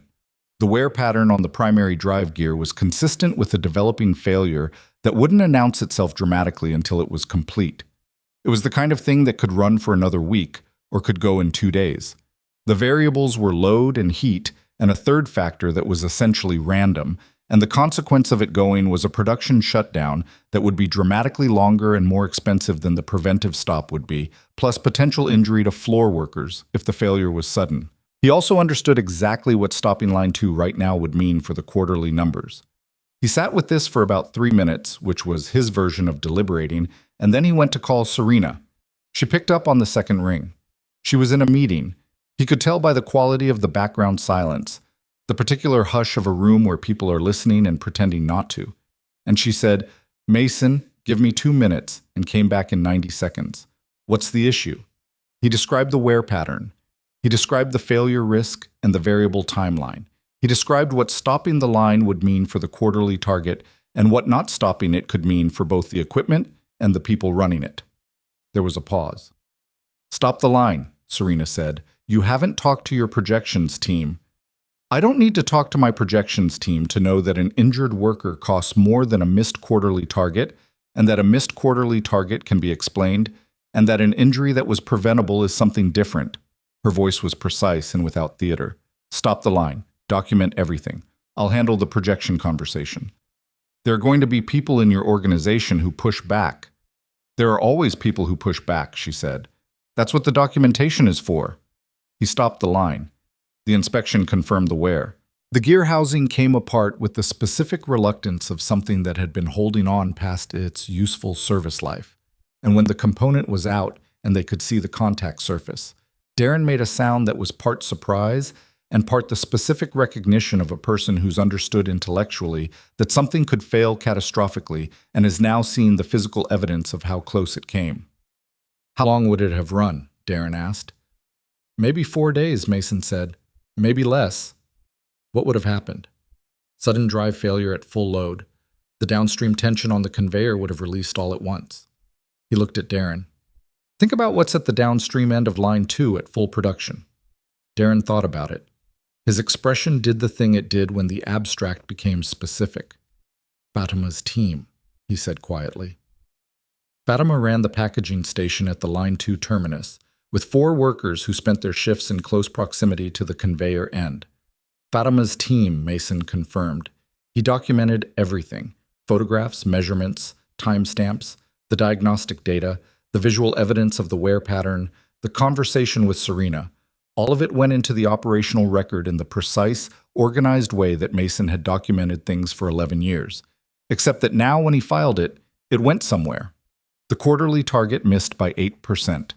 Serena presented the numbers to her board with the maintenance documentation attached and the projected cost of the alternative scenario: equipment replacement plus injury liability plus regulatory exposure plus production shutdown of longer duration, laid out in the same column as the 8% shortfall. The board was not happy. 2 members asked pointed questions. Serena answered them with the documentation. The questions stopped. 2 months after Mason returned, Russell Vance's attorney sent a letter. Mason was in his office reviewing the updated maintenance schedule for the following quarter when Priya forwarded it with a note that said simply, "Serena wanted you to see this. Your call on how to handle." The letter alleged that Mason's actions in shutting down production line 3, the original incident, the one that had ended with his badge on Russell's desk, had constituted tortious interference with Russell's employment contract, and that the public presentation of the maintenance documentation at the executive meeting had constituted defamation, and that Russell was prepared to pursue legal remedies unless certain conditions were met, the conditions being financial and structured in the way of someone who doesn't actually want to go to court but wants to see if the threat opens a door. Mason read it twice. Then he pulled the folder he'd kept in the bottom drawer of his desk since the day he'd moved in, the same copies he'd maintained for years, the timestamps and photographs and signed maintenance logs and safety reports, and the written warnings he'd filed before shutting Line 3 down. He'd added to it since returning. The documentation from the Line 2 inspection, the corrected safety protocols, the records of the 7 maintenance issues that had been addressed in the first month. He called Serena. "I got the letter," he said. I know, I got one too, slightly different version."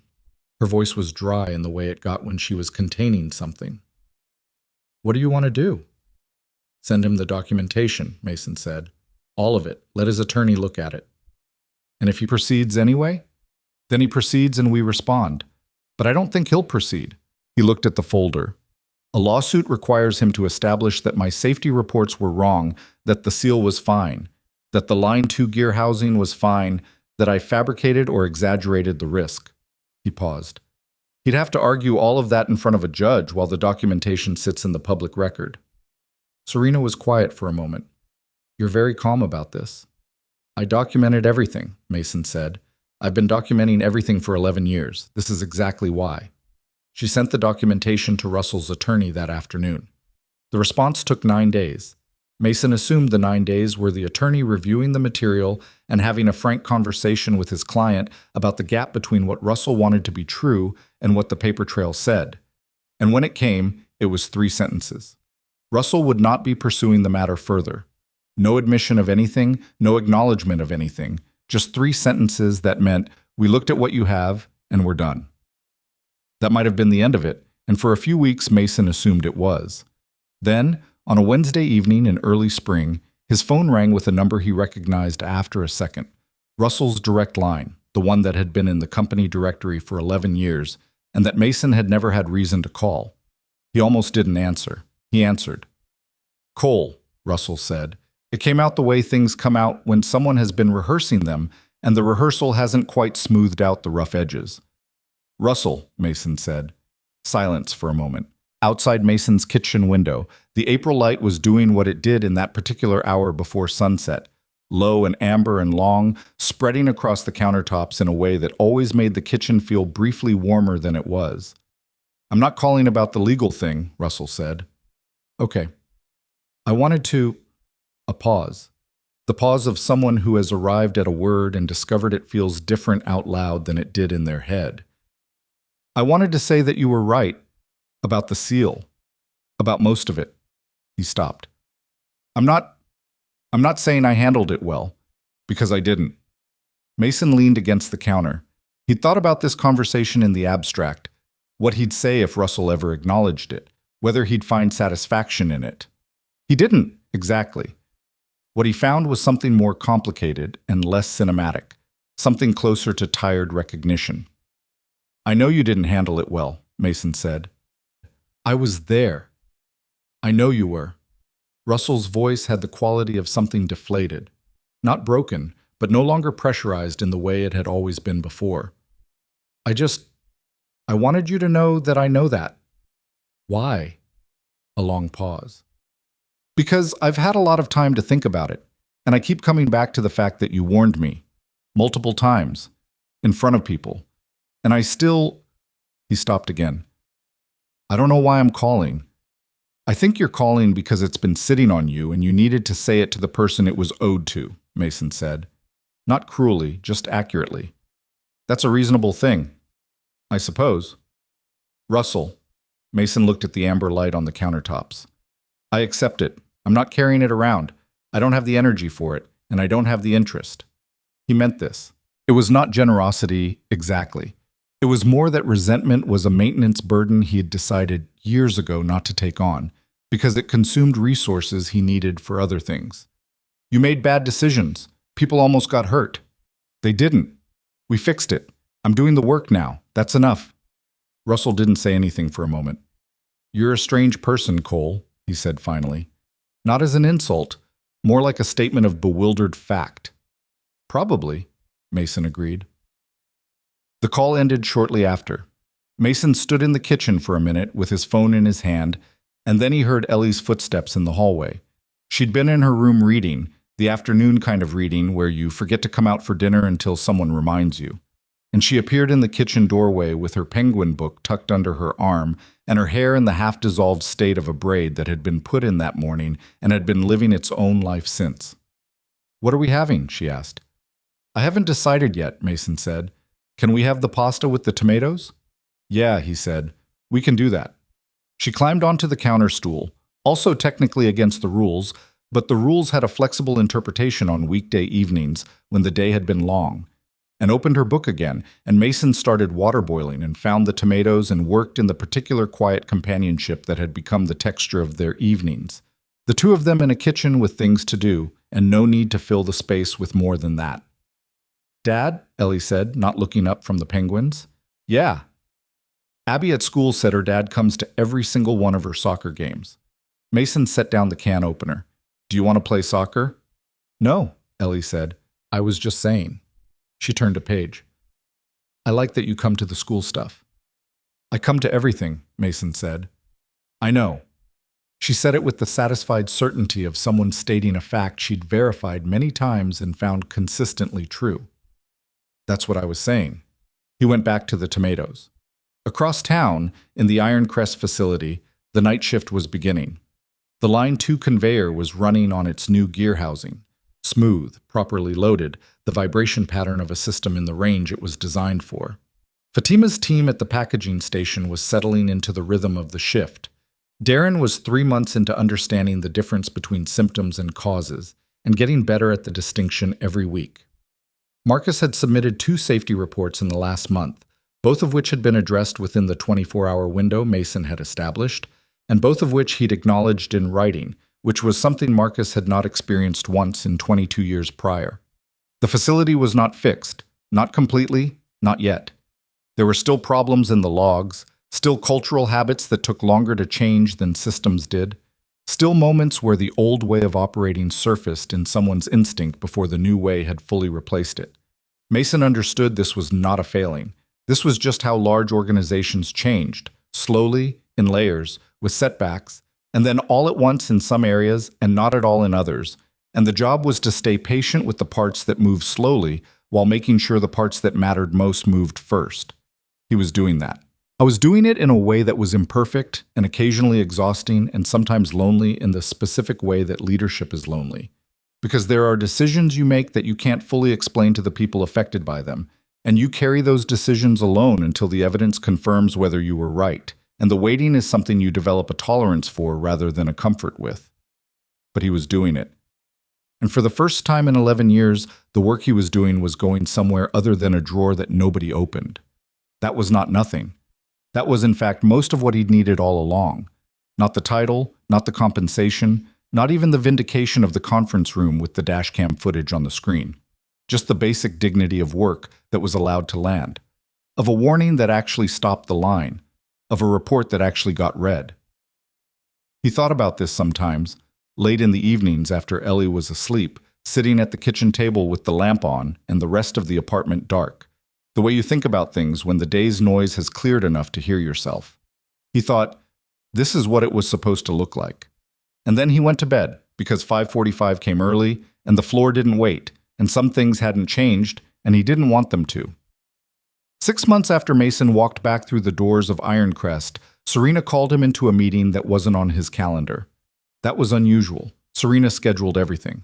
She was the kind of person whose professional life existed in 15-minute increments, each one accounted for, and an unscheduled call from her assistant asking if Mason had an hour that afternoon was the kind of anomaly that sat in the back of his mind through the morning shift walk and the Line 4 inspection and the conversation with Marcus about updating the emergency response drill, not heavily, but there, the way a loose bolt in a system you know well sits in your awareness until you can get to it. He went up at 2 o'clock. Serena was at the conference table rather than her desk, which he'd noticed she preferred when the conversation was meant to be lateral rather than hierarchical.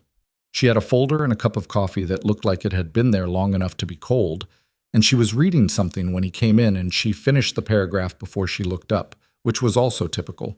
She didn't perform attention, she just gave it, and when she was giving it to something else, she didn't pretend otherwise.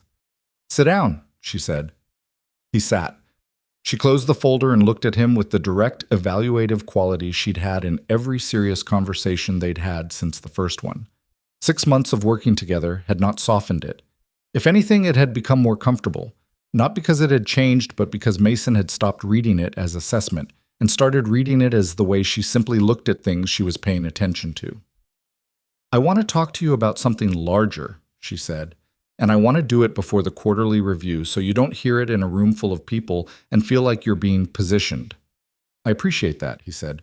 "The Ironcrest numbers." She opened the folder and turned it toward him. Equipment failure incidents, down 61%. Unplanned production stoppages, down 44. Worker safety reports submitted and addressed within the 24-hour window. 93% compliance, up from essentially 0. She tapped the page. Production efficiency up 11%, which is conservative because we're measuring it against a baseline that was already artificially depressed by repeated unplanned stoppages. Mason looked at the numbers. He knew them. He tracked them the same way he tracked everything, continuously, not as a performance, but because the numbers were a language the facility spoke about its own health, and he'd been listening to that language for a long time. But seeing them compiled in Serena's format, as a coherent argument rather than a running internal count, had the same slight strangeness as seeing the cost avoidance numbers Theo had put together months ago. It turned living experience into legible evidence, which were not the same thing but were related. The efficiency number is going to improve more, he said. Line 3's retrofit is scheduled for next month. That'll change the throughput on the east side of the floor significantly. I know. She looked at him. Mason, I didn't call you in here to review production numbers you already know. He waited. I want to offer you a different role, she said. Broader. Operational Transformation Director across the full Whitlock manufacturing portfolio. She said it the same way she'd made the original offer. Cleanly, without softening or build-up, the way you deliver a true thing to someone who you believe can handle true things. That's 9 facilities currently. We're in due diligence on 2 more. The role would involve identifying the same kind of systemic issues you identified at Ironcrest, building the operational frameworks to address them, and developing the internal leadership to sustain them. The room was quiet for a moment. Outside the glass wall, the open workspace moved at its usual Monday afternoon pace. Someone laughed at something. A phone rang and was answered. What happens to Ironcrest? Mason asked. It needs a director. Someone you've developed, ideally. Someone the floor already trusts. She paused. I'd want your recommendation. Mason thought about Darren, who had in 6 months become something he hadn't fully anticipated. Not just competent in the technical sense, but developing the specific instinct for reading a system's character, the ability to hear what a machine was saying before it said it loudly. He thought about Phil, who understood the floor's human architecture as well as Mason understood its mechanical one. He thought about Marcus, who had spent 22 years being the safety officer in a building where safety reports went nowhere and had maintained his standards with the quiet stubbornness of a man who believed in the work even when the work wasn't believed in, and who in 6 months had become something closer to what the role had always been meant to be. I have thoughts, Mason said. I'd want to spend some time on it before I gave you a name. Of course. She set down her pen. I also want to be transparent about something. This offer changes the schedule flexibility arrangement. He looked at her. Not eliminates it, she said quickly. But the travel component of a portfolio role is real. 9 facilities across 4 states. Due diligence trips. That's not a 40-hour week in one building. She met his eyes. I'm not going to offer you something without telling you exactly what it costs. That's not how I want to work with you. This was the thing about Serena that Mason had come to understand over 6 months of working with her. She was not sentimental, but she was honest in the way that sometimes looked like sentimentality to people who'd been around enough dishonesty that they'd forgotten what the plain version looked like. She told you what things cost before you bought them. She told you when she'd made a mistake. She told you when she disagreed with you, and she expected you to tell her the same, and she didn't punish you for it when you did. It was not a perfect working relationship. There had been disagreements, 2 serious ones about capital allocation and one about the pace of the safety protocol rollout, where Mason had wanted to move faster and Serena had wanted the rollout stage to avoid operational disruption, and they'd gone back and forth on it in a way that was not comfortable but was productive. She'd been partly right. He'd been partly right. The staged version had worked better than either of their original positions. He'd learned something from that about the difference between being correct and being effective, which were not always the same speed. Let me talk to Ellie, he said. Serena's expression shifted slightly, something that was not quite surprise but was its near neighbor. She's 7. Almost 8, Mason said, the same way Ellie said it. In 4 months. He looked at Serena steadily. She's the other half of this decision. She gets a voice in it. Serena looked at him for a moment. Then she nodded, once, in the way she nodded when she'd encountered something she respected but hadn't expected. Take the time you need. He picked Ellie up from school that afternoon and drove to the park. The same park where he'd sat on the bench in November and thought about who he was and what he was going to do, which now had the quality of a place where significant thinking had occurred, the way certain locations accumulate meaning through use. The fountain was on now. Spring had come fully to Kellner in the last week, the overnight frosts finally finished, the trees in a state of aggressive green. Ellie ran ahead to the fountain and looked at it with the assessment of someone deciding whether the water was doing anything interesting, concluded that it was doing more or less what fountains always did, and came back to sit beside Mason on the bench. She had a granola bar she'd been carrying in her jacket pocket, apparently. She produced it with the casualness of someone who kept emergency provisions and didn't think it warranted explanation. I wanted to talk to you about something, Mason said. Okay? She broke the granola bar in half and handed him half, which he hadn't asked for but took. Serena offered me a bigger job, he said. It would mean traveling more. Not all the time, but some of the time. Trips to other cities. Sometimes a few days. Ellie chewed her granola bar. She looked at the fountain. How many days? It would depend on the week, sometimes 1 or 2, sometimes maybe 4 or 5, not often. Would you still pick me up from school? Most days, yes. On the days I was traveling, Mrs. Kowalski would pick you up, or Aunt Dana, depending on the week. Ellie considered this. She had the focused expression, the chin tilted slightly, the same one she'd been born with, the one that made Mason feel examined. Is it a good job? It's a bigger job. More responsibility, more facilities, more people. But is it good? He thought about what good meant in the context of work, which was something he'd spent 11 years being clear-eyed about. Good wasn't the same as comfortable. Good wasn't the same as easy. Good was, if he was honest, and Ellie always pulled honesty out of him more efficiently than anyone else he'd ever known. Good was whether the work mattered and whether it was going in the right direction, and whether the people involved in it were better off for his being there. Yes, he said, I think it's good. Then you should do it, Ellie said, with the completeness of someone who has processed the relevant information and reached a conclusion. It's not just about whether it's good work, Mason said. It's about us. What it means for our schedule, for your routine. Dad, she looked at him directly. You came to every single school thing this year, every one. She said it with the same tone she used for facts she'd verified repeatedly and found consistently true. Even the one that was at 8 in the morning that I know you thought was too early because you said so. I didn't say it was too early. I said it was an unusual scheduling choice. Same thing.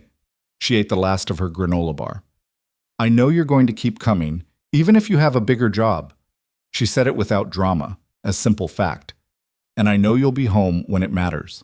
He looked at her, this 7 years and 4 months old person who had been, for the last 3 years, the primary architecture of his daily life, and who looked back at him with a directness that he recognized because he'd watched it develop from the day she was born, built from some combination of Claire's precision and his own stubbornness, and whatever was purely, specifically, irreducibly Ellie. You sure? He said. I'm sure. She stood up and brushed granola crumbs off her jacket. Can we walk around the fountain? Yeah, he said. We can do that. He called Serena that evening and said yes. She said, good. I was hoping. He said, I want Phil to take the Ironcrest director role. He knows the floor better than anyone except me, and the floor knows him. He'll need 6 months of structured transition support. Done. And Marcus stays in safety oversight, full authority, no operations override on safety reports. That was already in the new protocol structure. I know. I want it in Phil's operating agreement explicitly. A brief pause. Also done. He could hear her writing something. Is there more? Darren needs a development track. He's good. He's going to be very good in about 2 years if someone's paying attention to him. Put it in the transition plan, Serena said.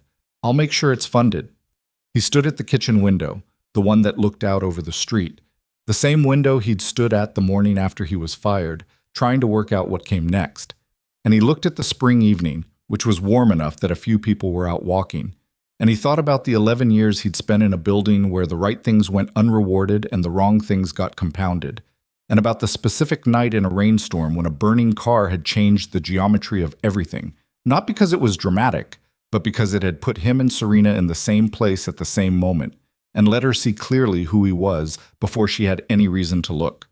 There was no lesson in that exactly, no tidy moral about how doing the right thing always leads somewhere good, because it didn't.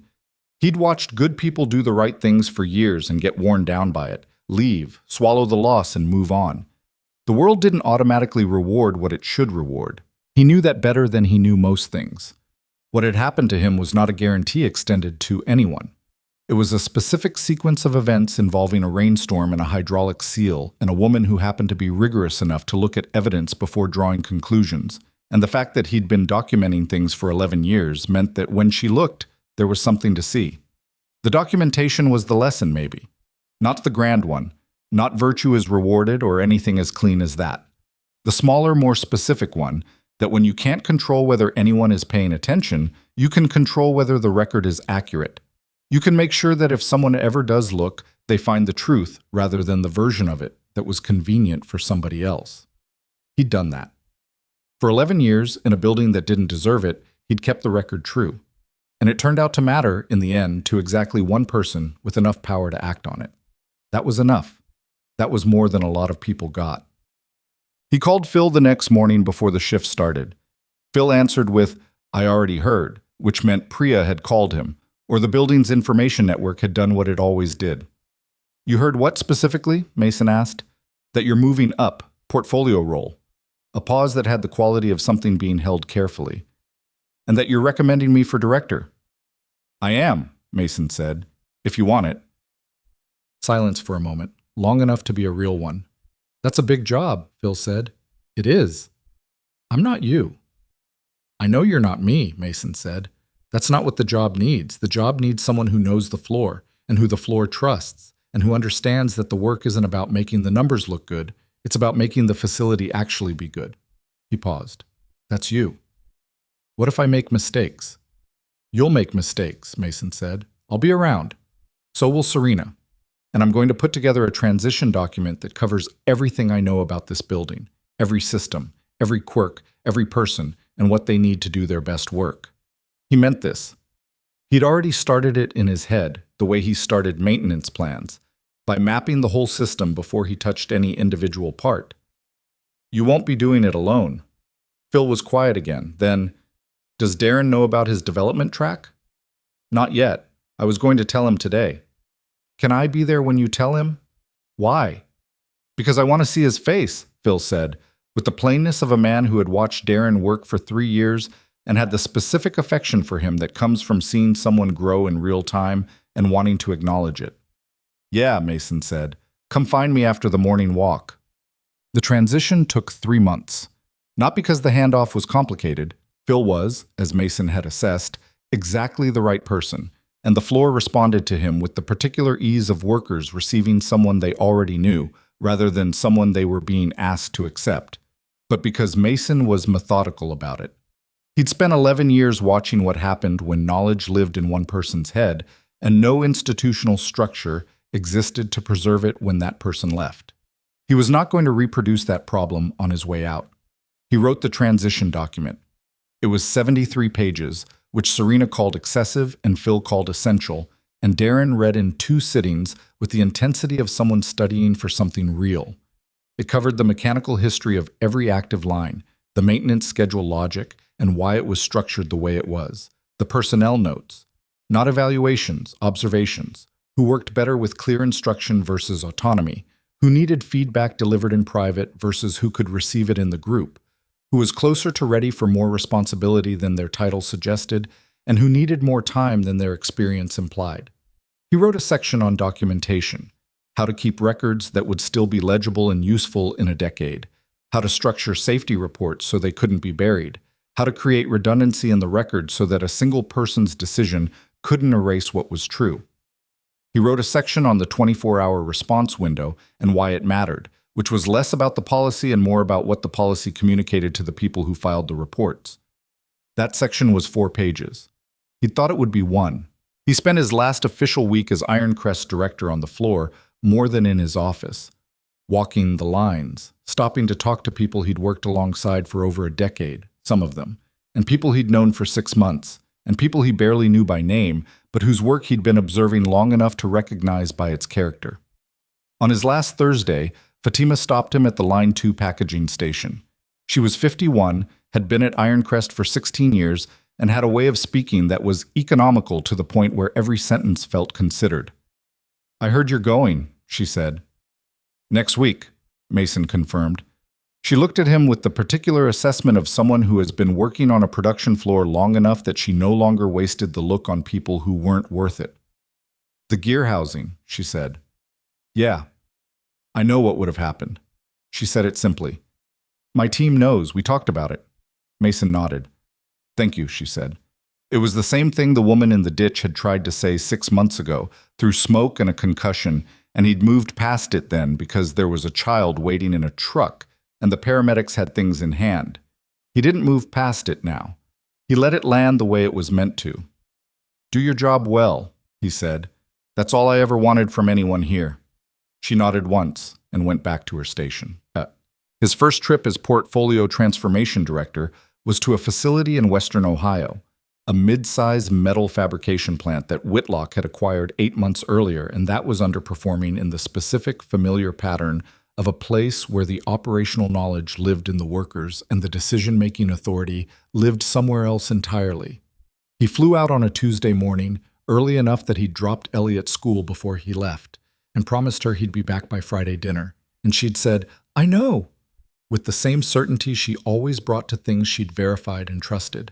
And he'd hugged her in the school drop-off line, which she still allowed at 7, and which he understood was on borrowed time. And he'd driven to the airport thinking about her the way he thought about her whenever he was in motion. Not with worry, exactly, but with the particular awareness of someone who understands that the most important thing in his life is also the most irreplaceable one. The Ohio facility was called Kettner Fabrication. It had 412 employees and a maintenance department of 11 people led by a woman named Rosa, who had been in the role for 7 years and who greeted Mason with the wariness of someone who'd had enough outside consultants and improvement initiatives arrive and leave without changing anything that she'd developed a healthy skepticism about the category. He understood the skepticism. He didn't take it personally. "Walk me through the floor," he said. She looked at him. "That's it? No presentation? No framework?" "The floor will tell me more than a presentation will," he said. "Take me through it the way you'd walk it yourself. Not the tour, the actual walk." Something shifted in Rosa's expression. Not warmth, exactly, but the recognition of a person who had been given a question they actually wanted to answer. "This way," she said. They walked for 2 hours. Rosa talked. Mason listened. The real kind of listening, the kind where you're tracking multiple things simultaneously. What's being said, what's being emphasized, what's being mentioned briefly in a way that suggested it had been mentioned briefly many times before to many people who hadn't followed up. He followed up on everything. By the end of the walk, he had 8 pages of notes in the same methodical shorthand he'd been using for 11 years. And Rosa was talking the way people talk when they've discovered that the person they're talking to is actually taking it in, with more detail, more confidence, less of the self-editing that happens when you're not sure the information matters to the person receiving it.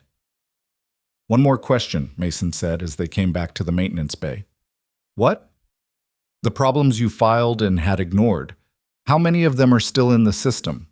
Rosa looked at him for a long moment.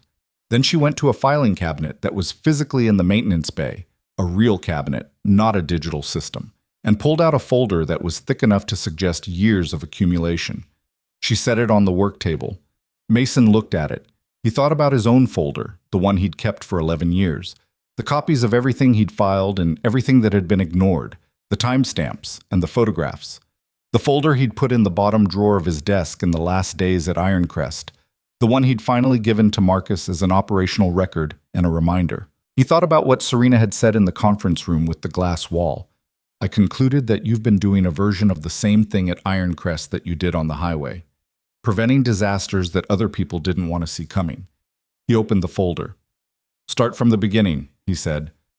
Rosa sat down across from him, and they began. On Friday evening, Mason pulled into the school pickup line with 3 minutes to spare. Ellie came out in the second wave of kids, her backpack enormous as always. Her boots. New ones, spring ones, less waterproof than the winter pair, already showing the creative engagement with puddles that seemed to be a constitutional feature of who she was. She climbed in and buckled herself and looked at him with the focused expression. "How was Ohio?" she asked. "Productive," he said. "Did you fix things?" "Started to." He pulled out of the line. "It takes longer than a week."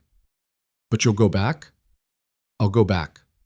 She accepted this and looked out the window at the spring afternoon, which was the particular green of early May, aggressive, almost urgent, the way it came after a long winter. After a moment, she said, "Abby said her dad got a promotion, and now he's never home." Mason glanced at her in the rear view. "Is Abby okay?" She said it's fine. Ellie said it in the tone of someone who has assessed the claim and found it partially credible. I think it's mostly fine. Do you think I'm going to be like that? She considered this with the seriousness it deserved. No, she said, because you told me exactly how many days you'd be gone, and you were right. She paused. And you're here now. I'm here now, he agreed. They drove home through the May afternoon, through streets that smelled like cut grass, and the particular warm pavement smell of a season finally delivering on its promise. Mason thought about Rosa and the filing cabinet and the 9 months of unaddressed reports and the 412 people who came to work every day in a building that was running on institutional knowledge that had never been written down. I thought about what the next few months were going to look like, and the facility after that, and the shape of this larger work he'd been handed. He thought about the fact that none of it would have happened if a seal hadn't been failing on line 3, if Russell hadn't signed the termination paperwork, if the rainstorm had been lighter, or the SUV had taken a different route, or the car in front of Serena's had been driving slower. He thought about what it meant that something as arbitrary as weather and timing had been the hinge on which everything turned. And then he thought, no, not the hinge. The hinge had been the documentation. The hinge had been 11 years of filing accurate records in a building that didn't reward accuracy, not because he expected it to matter, but because it was what the work required. The accident hadn't created his value. Serena had said it exactly right in that first conference room meeting. She hadn't created it. She'd recognized it. The recognition had required a burning car and a rainstorm and a specific sequence of events that he could never have engineered. But what had been recognized, that had been built, year by year, in the quiet of a facility where nobody was watching, out of nothing more dramatic than doing the work correctly and keeping the record true. That was the thing he wanted to carry forward. Not as a lesson he told people. He was not a person who told people lessons, but as the operating principle underneath everything else. You couldn't always control whether anyone was paying attention. You couldn't control the timing, the accident, the sequence of events that brought the right person into contact with the truth you'd been building. But you could build the truth carefully enough that when someone finally looked, it held. He parked in front of their building. Ellie was already unbuckling before the engine was off. "What are we having for dinner?" she asked. "What do you want?" She thought about this with the gravity that food questions deserved. The pasta with the tomatoes. "We had that last week. It was good last week." He got out of the car. "Yeah," he said. "Okay, pasta with the tomatoes." She ran ahead to the building door, backpack bouncing, boots loud on the pavement, not looking back because she didn't need to. He was always there, and she knew it the way she knew the things she'd checked enough times to stop needing to check. The door swung open and she disappeared inside. Mason stood by the car for a moment in the May evening. He thought about the 7-year-old who'd sat in a locked truck in a rainstorm and watched him run toward a burning car, and who'd asked, when he came back, not "Are you hurt or what happened, but is she okay?" Because she'd learned by watching him that those were the questions that mattered. He thought about Claire, who had known from the first year of their marriage that Mason Cole was the kind of person who ran toward fires rather than away from them, and who had loved him for it rather than despite it, and who was not here to see what that quality had eventually built. And the absence of that, her absence from this specific moment, sat in him the way it always sat, not acute anymore, but permanent, a thing you lived with and around and that you didn't pretend wasn't there. She would have found it funny, probably, that it took a burning car and a billionaire in a 6-figure executive position for the world to see what she'd seen in the first 6 months. "I know," she would have said. "I've been trying to tell you." He went inside. The pasta took 20 minutes. Ellie set the table without being asked, which she'd started doing in the last month with the inconsistent reliability of a 7-year-old developing a habit that hadn't fully calcified yet. Sometimes yes, sometimes no, sometimes halfway before getting distracted by a penguin fact. Tonight, completely, correctly, with the good napkins she'd decided were appropriate for Tuesday dinners for reasons Mason had never fully established. They ate. They talked about Ohio, briefly, in the way Mason described his work, concretely, without abstraction, the specific problems and what finding them felt like. They talked about something Ellie's teacher had said about fractions, which Ellie felt was an incomplete explanation and Mason largely agreed with. They talked about the penguins, who apparently had a new chapter. After dinner, Ellie did her homework at the kitchen table while Mason cleaned up, And the apartment held the quiet it held on weekday evenings. Useful, unspectacular, the quiet of people living a life that had been built deliberately out of whatever the available materials were. It was not a perfect life. The savings account was more comfortable than it had been, and less comfortable than it might have been. Some mornings Mason woke at 4:30 with the particular alertness of a person whose nervous system had been trained to treat stillness as a tactical situation, and he lay there until 5:15 when getting up made sense. Some evenings the absence of Claire was louder than others, without warning, without trigger, just there. Some days at work he made the wrong call and knew it by afternoon and had to decide how to correct it without making it worse. Some days he was tired in the deep way that had nothing to do with sleep and everything to do with the accumulated weight of being responsible for things that mattered. These were not problems to be solved. They were the texture of the thing, the actual material of a life rather than the summary of it. He'd spent 11 years watching people mistake the summary for the life, the quarterly numbers, the official record, the version of events that looked clean from a distance. He'd spent those years keeping a different record, the accurate one. He was still keeping it. "Dad," Ellie said. She was at the table, pencil in hand, looking at him with the expression that meant she'd been thinking about something for a while and had arrived at the moment to say it. "Yeah. Are you happy?" He stood at the sink with the dish rag in his hand. The question was the same one she'd asked months ago, in what felt like a different life, and she asked it with the same directness. Not testing, not worried, just wanting to know the true thing. He thought about Rosa and the filing cabinet and the 8 pages of notes. He thought about Darren telling him the actuator was the problem and being wrong, and then right, and then better for both. He thought about Phil, who was leading a floor that was finally being led the way it should have been from the beginning. He thought about the quarterly numbers that showed a place becoming what it had always been capable of being, and about Fatima's 2 words at the Line 2 station. He thought about Ellie setting the table with the good napkins on a Tuesday. "Yeah," he said. "I am." She nodded, satisfied, and went back to her fractions. He finished the dishes and put them away, and the evening went on, ordinary and sufficient and his.